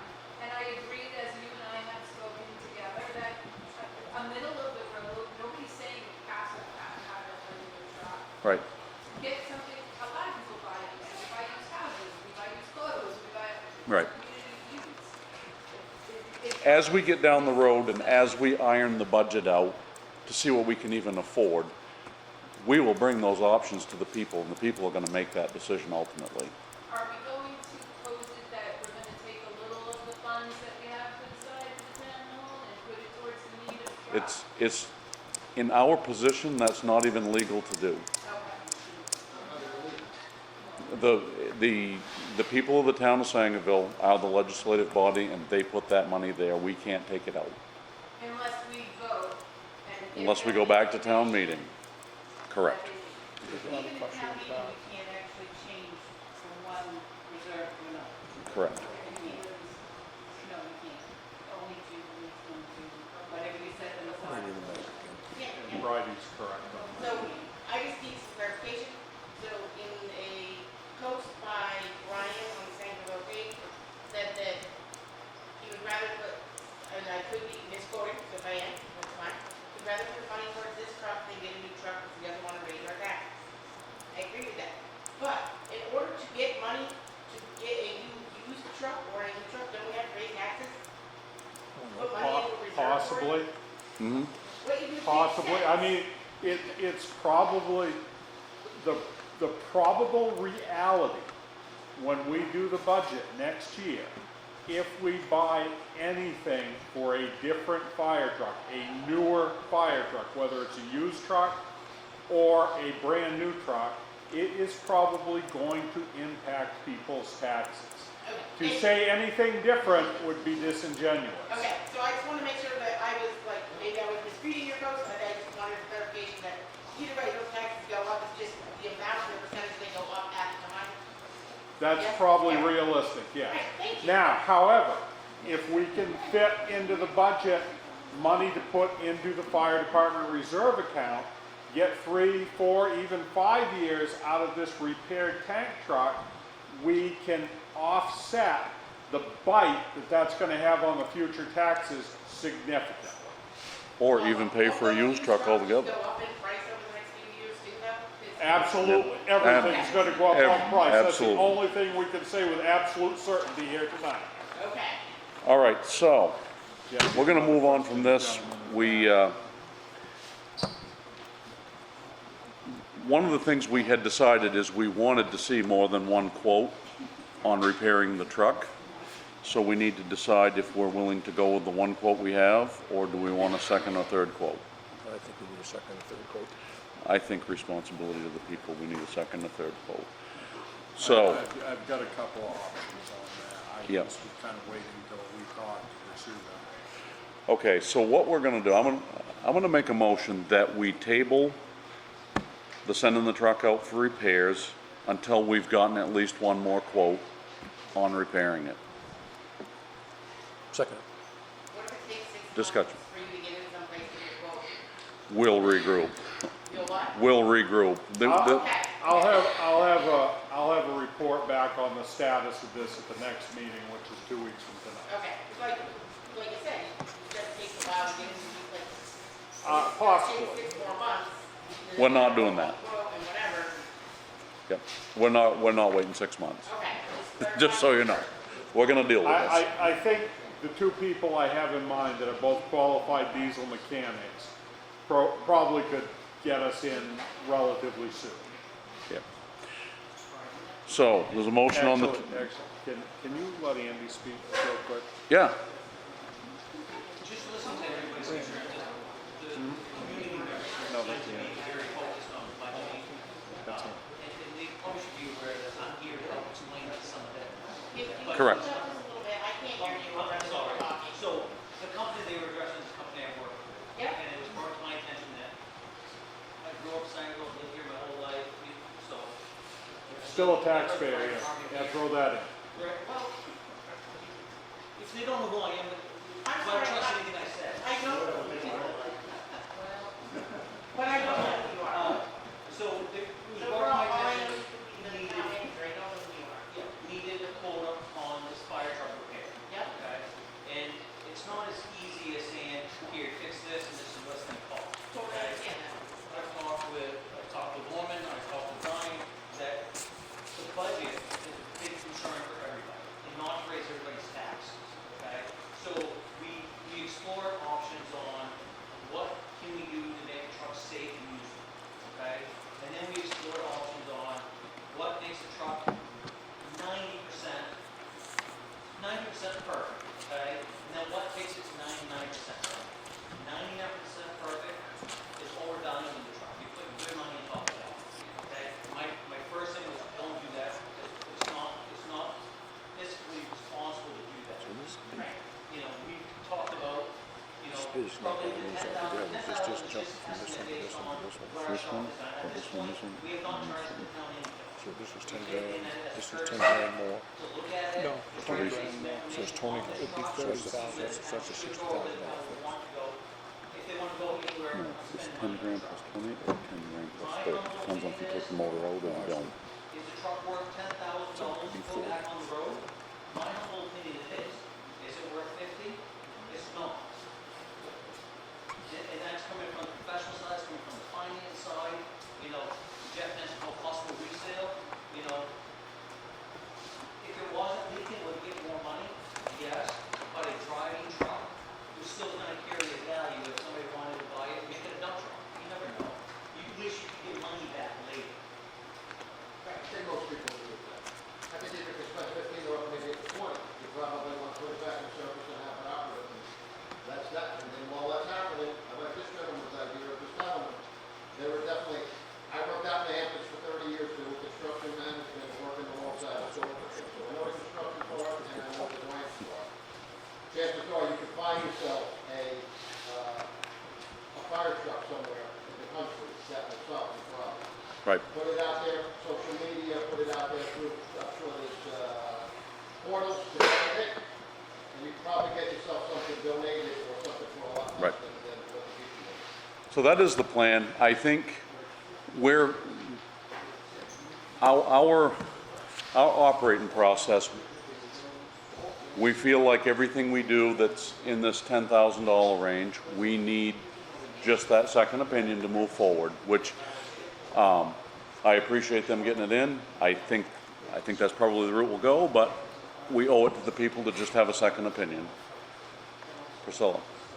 I think we are very lucky as a town to have a mechanic on the select board, a town manager who has worked for the fire department and a very skilled fire department that knows their stuff, that we ought to give them some grace and some time to let them figure it out and get everything together without all this pressure. Yep, I agree. Yeah. Okay, we're gonna move on. We're gonna be here all night. We're gonna be having to have pizza brought in. We keep going. Okay, so there's a motion on the table to table this, just get the second quote so that we're doing due diligence to the people. And it was seconded. We've had discussion, vote, I will get a second opinion and report back at the next meeting. ASAP. Yes, sir. Okay, moving on, new business. Laura. Where'd she go? Oh, Jolene. Yes, I think the chief has some good news for the town. Yes. Okay. I've been at it, Michelle, maybe he gives my number to him, and he's gonna send up a bunch of holes, 4-inch holes, bunch of fittings. I guess it's gonna be a truck pickup and a trailer full of supplies for the department. Cool. He said whatever we can't use, if we donate to different departments around the area, so. Cool. Friday, we're supposed to have a bunch of equipment. Awesome. Yep. We do. Cool. Look at this chick here. So is Laura still here? She did. Well, we've pretty much had the conversation. I think that's what she was thinking, that she pretty much had her conversation. Yeah, okay. She talked about a petition.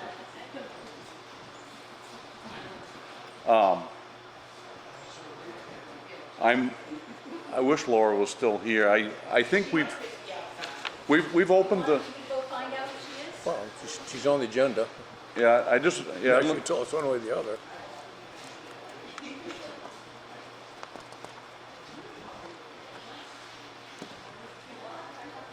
I follow what Bridie's saying, but I feel like with the amount of heat with this, I really wanted people's input. She's gone?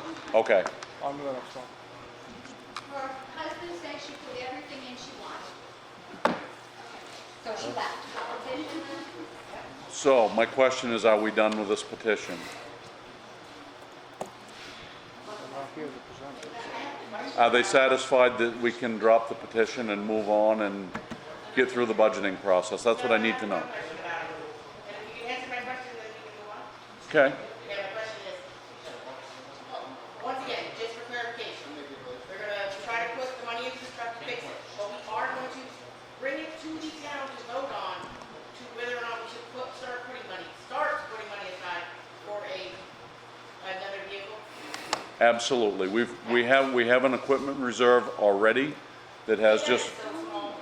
right, I've looked at some smaller towns than this, and their budget was bigger, so, right. Every dime of tax money will yeah. be going through the budget committee process in December and January. Those meetings are all open to the public, and public input is welcome. And all of that recommendation will be on the table at the annual town meeting in March, and people can discuss that at that time. Also, I have one more quick question, sorry. If one was to start a GoFundMe and a fundraiser to get money towards the truck, who should that said person put the name of the funds to go to? We can't accept it as a town. It would have to go through Friends of Sangerville Fire, which is a nonprofit. Thank you. So our question was, she's still a topic, so we have to get beyond it. Okay, sure. Our question was she all set with the petition at this point? The answers we have. I think it's fine. I think everybody's bandied it about, and I think their Yeah. questions are answered. I think you. That's why I wanted an open session so we could talk about it, because that's how you accomplish No, things. I think we've made a lot of headway with, Very good. so appreciate it. Thank you. Okay, we're gonna move on. United Insurance donation.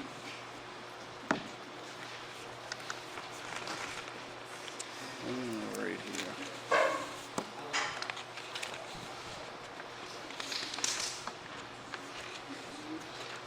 So we have a check that we received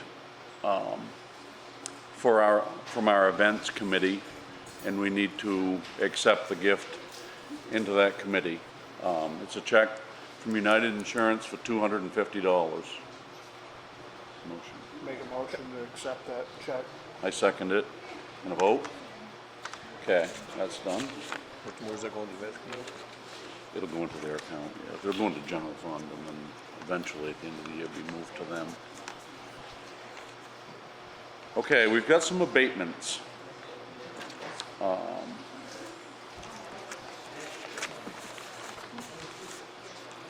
This check is gonna blow away.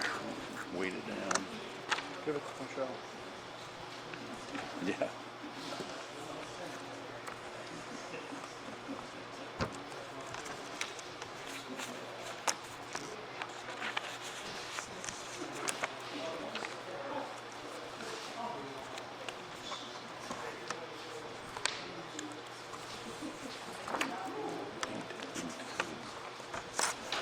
Okay, we have some abatements we need to get through. This is the next topic, and Josh is here to help us with that. So the Kevin and Maya Jolacor, is that how you say it?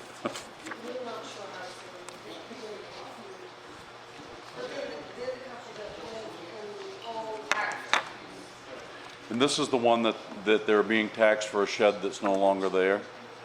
Is that correct? It was there, but it was in pretty disrepair. The house is, it's a nice house, it's just old style, there's a lot of the old kitchen. So I got conditions on the house, and bring it back down to close to what they paid for, it really was about 6 months. So, There's two abatements for them, one is the little shed, and one is the house. right, and you had, this is the one that's down by down in North Dexter, correct? So you've gone and you physically inspected. What's your recommendation? My recommendation is to abate the house, $385. It has some roof leaks, still outdated kitchen, bathroom, it's old style. Mhm. With the shed, with the old garage, the shed was gone, and the garage is ready for demolition. It's in bad shape. That abatement, I would recommend with adding $35. Okay, so if we sign both of these abatements, we're looking at just over $400. Okay. And it is your recommendation, based on seeing it, that we abate it? Okay. So I'll make a motion that we follow Josh's advice on these two abatements for the same person. Second. Any other discussion? Vote? Okay. And it is unanimous vote.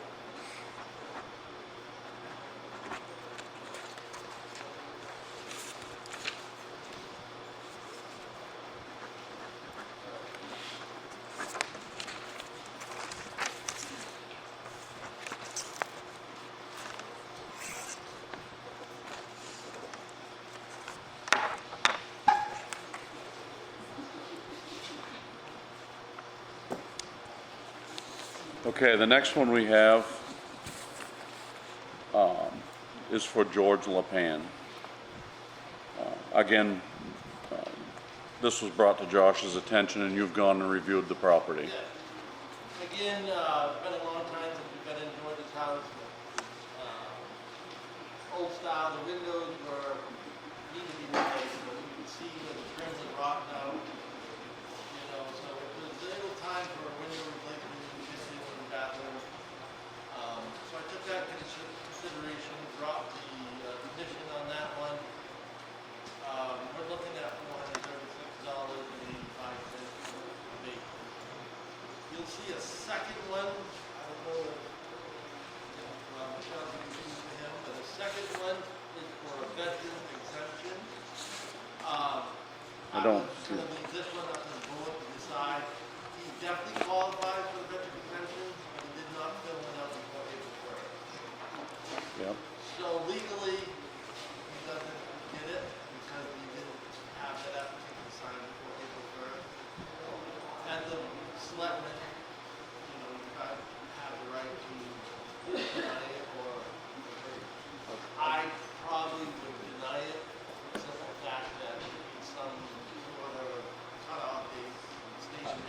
The- that's April first, and that the town needs to stick to that. However, that's just like this. I'd like to have the word on this one if I could. Okay, I understand that there is a cutoff and that the state puts a cutoff in there, but this man was not aware of this being available to him as a veteran's exemption. He's probably paid his taxes for years, and he's probably had several veterans' benefits that he did not use. The man served his country, period. That's my 2 cents. what do you feel, Josh, this does as far as setting precedents going forward? Do you think it's an issue? I think that would set a very bad precedent going forward. We're gonna tell people first the cutoff date, whether they know it or not, that's a date we should use, that's a state date. I do feel like he deserves it, don't get me wrong. I would love to see him have it. This was very upsetting to me, because it's $82, it really is. Right. $82 is nothing when you consider the president of the town. However, there has to be a president set in town. I think April 1st, the president has already been set, and I don't think we should change it. I think, somebody should donate $82 to make up that difference. Yeah. It's not the town that donate should $82. make up that difference. I'll help. Well, There's a lot of veterans out there that don't know. I'll donate. That's, Maybe we need to.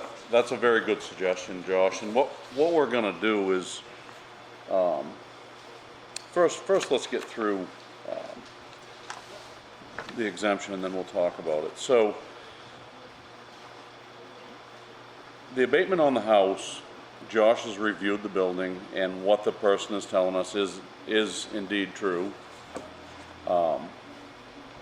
I'd make a motion that we award the abatement based on Josh's input. Any other discussion on the house abatement? Okay, vote. Okay, so the abatement is awarded on the house.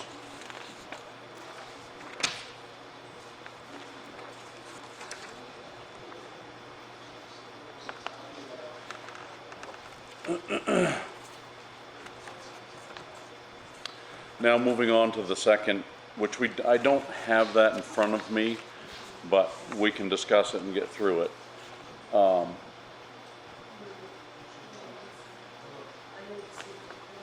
I think we'll start the conversation. I'll make a motion that we deny the veterans,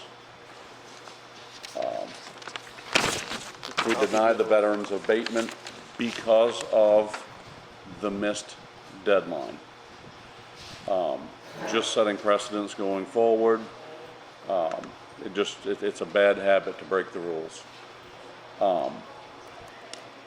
So first, make a motion that we deny the veterans abatement. I'll pay it. We will, we'll get there. We gotta get through denying it first. Second. That's a second. Any further discussion on that? So what we've, before we complete this motion, each one of us is gonna take $20 out of our pocket or whatever it figures, and we're gonna give him his veteran's exemption, and still not break any rules. His veteran's exemption would be $82.92. That would be his amount that he would save on his taxes. So we're gonna deny the exemption because it doesn't fit in the rules, and then we're gonna just cover it and give it to him. So a vote? So voted. That's awesome, you guys can do that.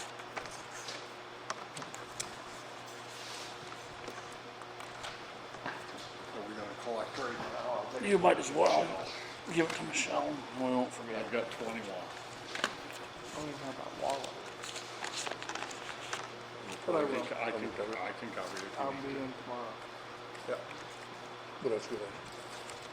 I'll get the rest of it. Okay, moving on. Next abatement is for Daryl and Shannon Spalding. So Daryl and Shannon Spalding moved from one house to another. They had veterans and homestead on the old house, and did not get transferred over to the new house. Okay. So that's what this is. So when they sold the house and took the exemptions off, and they bought another house in the same town, we did not put them back on. Mm-hmm. Since asked them to fill out an exemption, so we have the correct address on that exemption. However, you can transfer your homestead from house to house, like you like, town should, to big town. That's a hard one, isn't it? Because they missed the deadline, just like the last one. It is, that's a hard one, but the way the main state law is, you're allowed to transfer that homestead. Whose responsibility to transfer? Is it ours or his? It's only gonna be, It goes on the owner. you know, I feel like it's kind of my responsibility a little bit too, because I saw them sell a house, and I saw them buy it, I found a whole seven of four things out. And I said, gee, I don't know if you do address, and I didn't do that. Mm-hmm. But, you know, I think it's a little different situation than the last one, because they had them, you know, truck into that.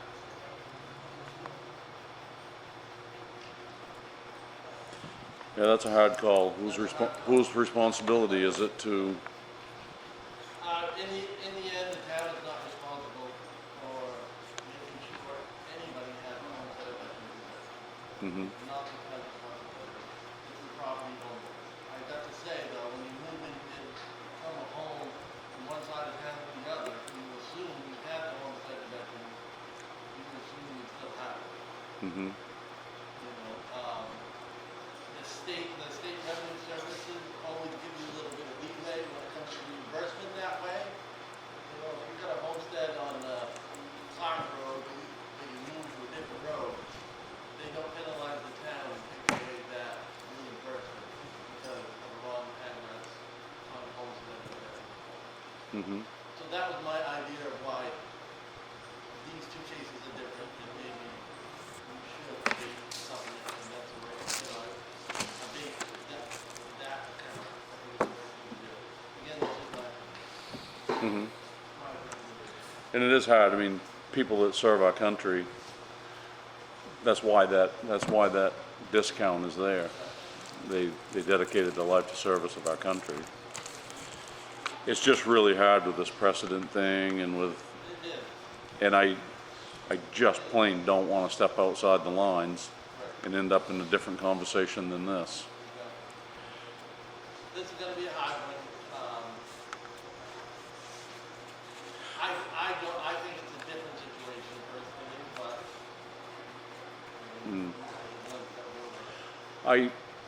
I know I always ensure that I have my homestead exemption. I mean, I take that responsibility myself, and I cash in on it.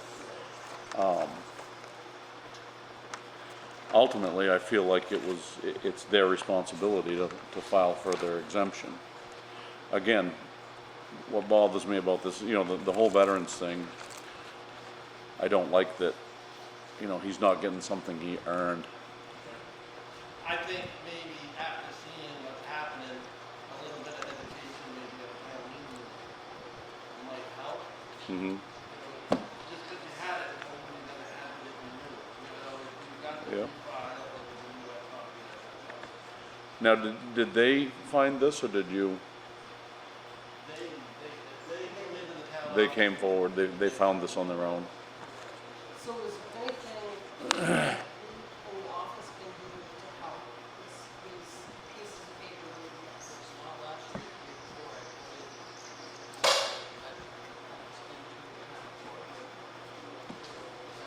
Yeah, actually, what you did was very good. That I thought was excellent. I don't know if there's anything else that I can do in the office, other than when they ask.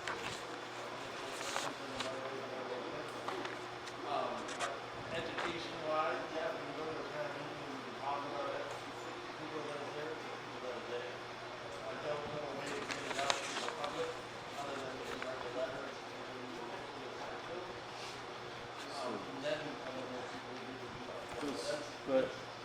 this is an argument for a different place, and I expect I will have it, but the VA really should be reaching out to veterans and, you know, The doing, trouble is, you've got people like George, who's, you know, he's a very respectful man, he don't wanna go to the VA. He doesn't right, wanna- I understand that, the VA should be going to him.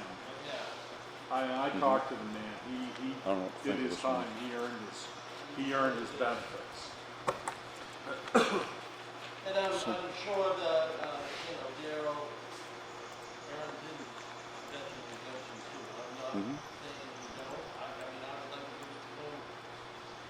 But I know that Mike's, you know, playing with the president's thing that we just talked about, so, Right. I mean, obviously.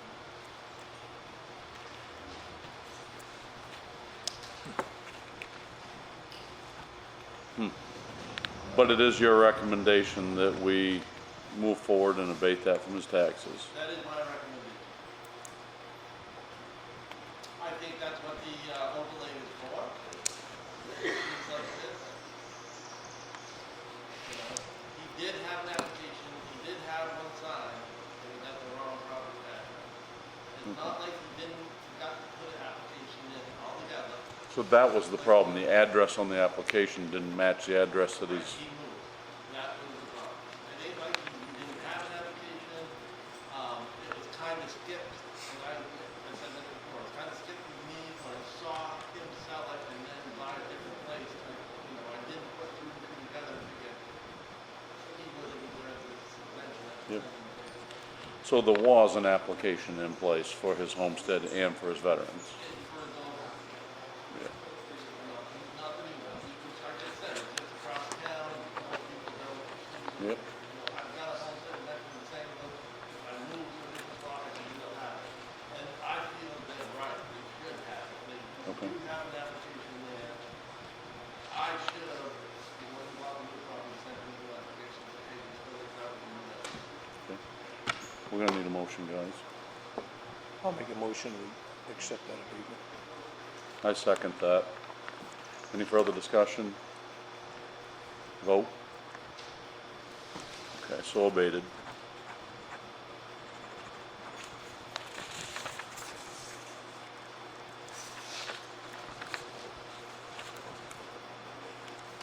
Our crowd is thinned.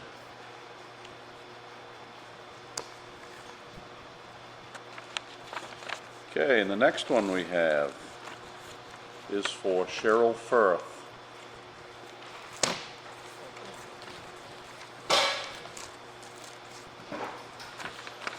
Have you laid eyes on this one, Josh? This is another one that they called and wanted me to come in and take a look at. They paid $45,000 for it, and that was seen at $102. It is almost what I would call unlivable. It's in really bad shape. She bought it from a Sangerville resident that, I don't know why they didn't ask her to bring the idea, but, it is assessed more than she paid for it at this point, even after the deal. Not much more, we ended up at $60,000 on it. But it was assessed at $180, and there's just no way that they would even come close to that anymore. So the abated amount would be $1,120.94. Correct. What does that leave it valued at? The 45,000? What is it? 60,000. Around 60,000. So we would be abating $1,120.94 from that tax bill, leaving a taxable amount of $60,000. And you feel the 60,000 is all of what it's worth? Yep, I've been looking for properties for sale, but definitely that's not one that I would buy. You wouldn't even get 60,000 for it? No, I'll put Yeah. that. That's just my opinion, but, Okay. yep. I make a motion, we follow Josh's advice and abate the $1,120.94. Second? Further discussion? Vote. And that is a vote.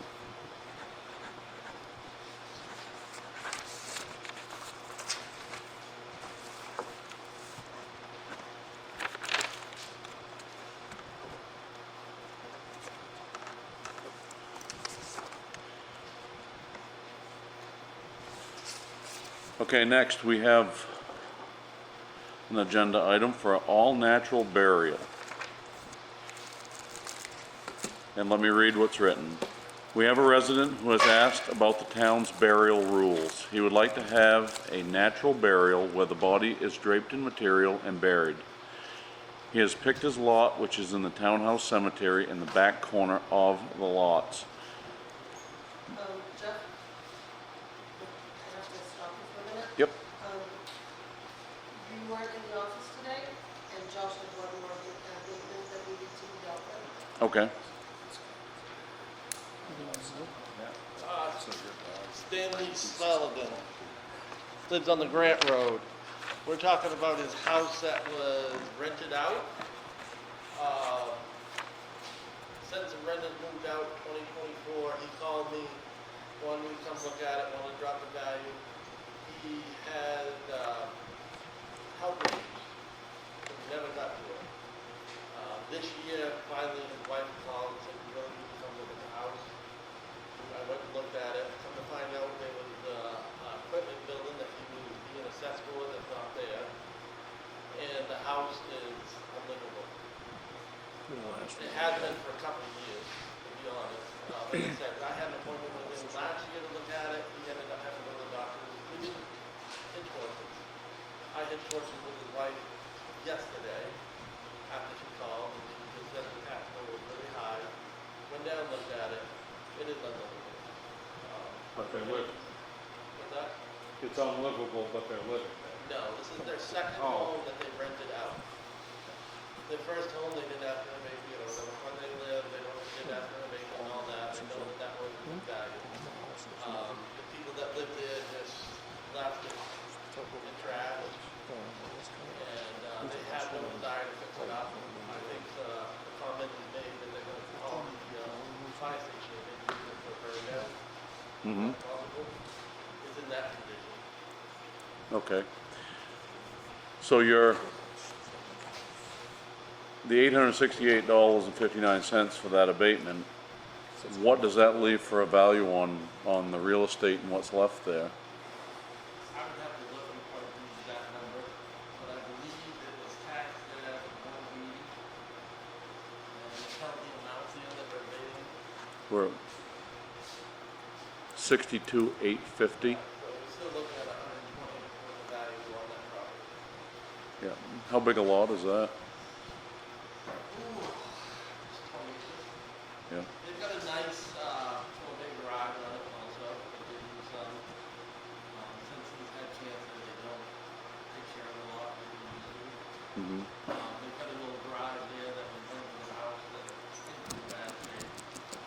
So, they were, his wife was under, after I talked with them, they were okay, so all the values are on the house. So, we're gonna this garage, and the equipment shouldn't be gone, so I think we should abate that anyway. Yeah.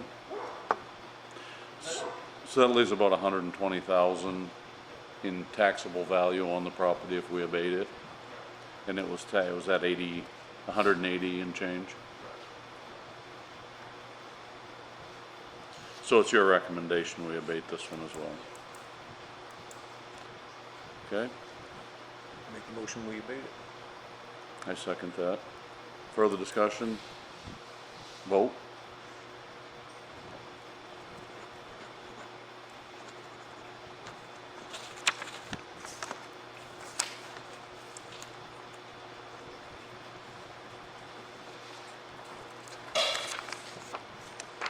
Okay, back to where we were. The section's been contacted where this person wants a lot can be dug down about 4 feet. I do not know the state rules on natural burial, but I think we have somebody on our staff that does. In the state of Maine, you are allowed to have natural burial in a graft and law, place on the ground. You have to be 1 6 feet down. And it's just as long as the town and the cemetery doesn't have an ordinance or rules against it, it's completely fine. The funeral home will still do the burial permits and all the permitting that they have to do, but it is okay. And I talked to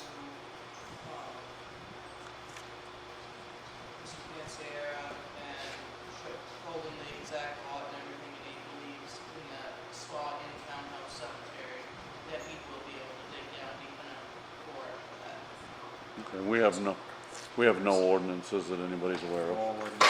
We never heard of one that was never passed. for natural burial. We have a natural burial No, one, just a No, you cemetery. have an ordinance that's never passed, and you don't have anything. so there's no regulations.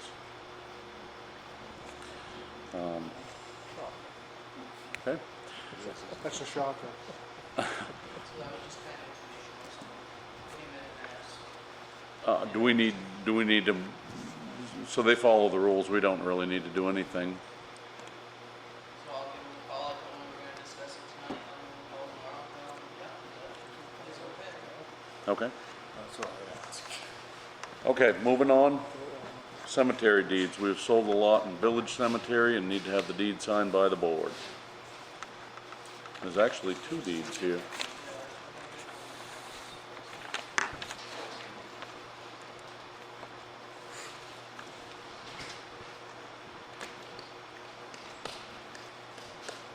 This requires no motion, correct?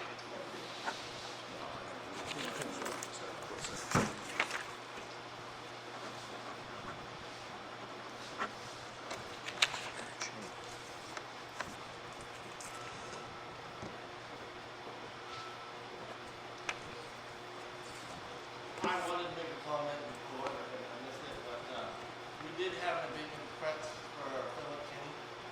I had a Zoom meeting with him. Mm-hmm. He asked to be withdrawn from his abatement Yep. request. He emailed that, I sent that so everybody would know. Yeah, I read it.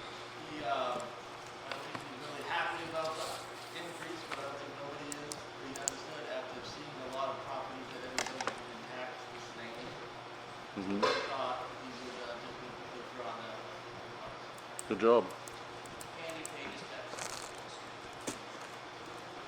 Good job. Positive thing. Okay, moving on. French's Mills Road tree removal request for bids. I actually have that, I emailed you all a copy of it. I read it. And I have it right here. Basically, I just wanna advertise it, see what we get for bids, bring those bids back, and see if we can find some way to afford to get those things down. Yep, I read it and I think you got it right on. Okay. So if there's no objection, I will be posting those bids, not that bid. Mhm. We can talk about the next one next. Right. I have no objection. Moving on, Silver's Mills Road request for bids, and this is for the concrete culvert repair project, part of Silver's Mills, correct?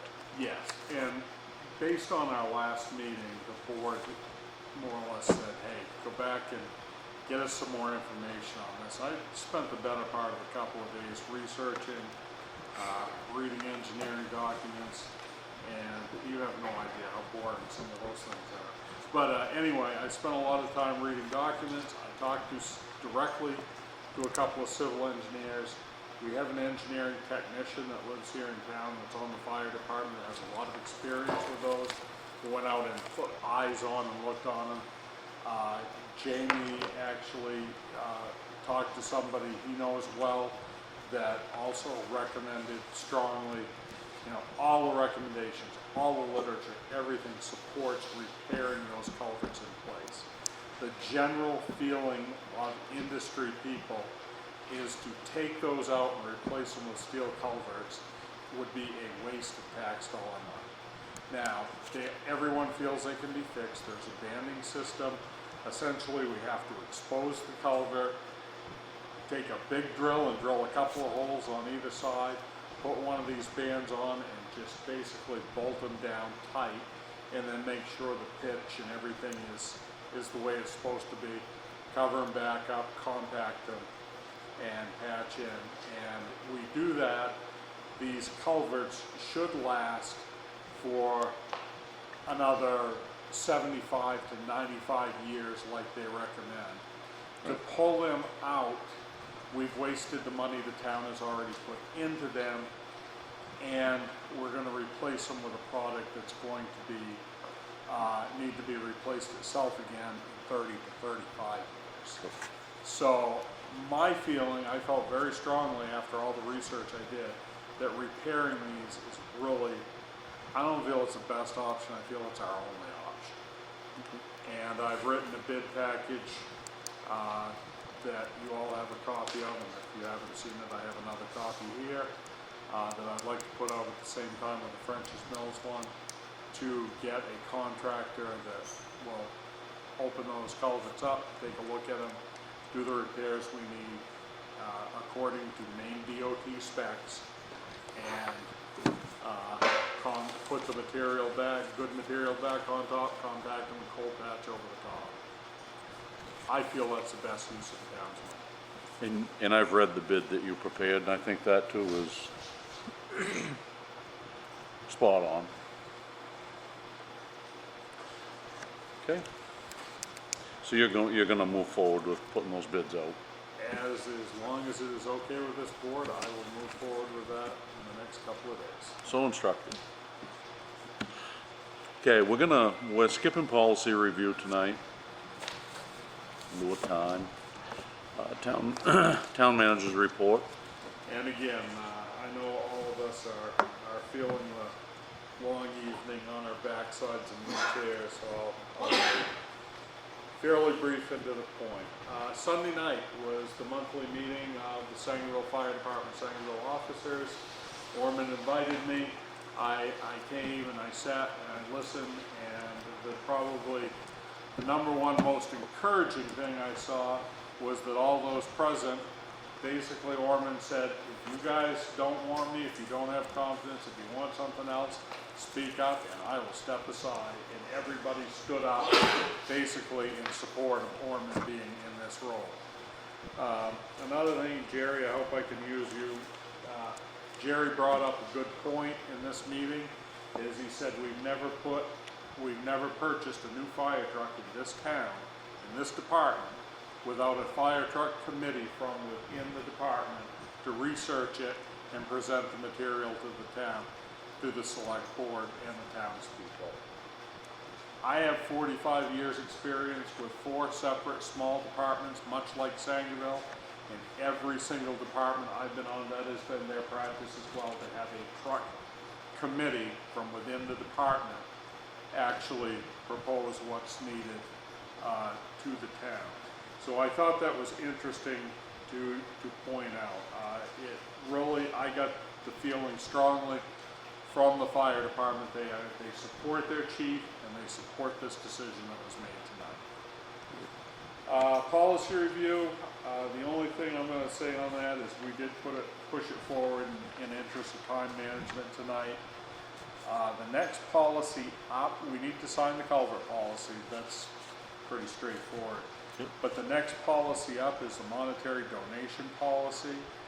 And I think that one, when we get to our next meeting, we need to have a discussion on, and you need to let me know what you think.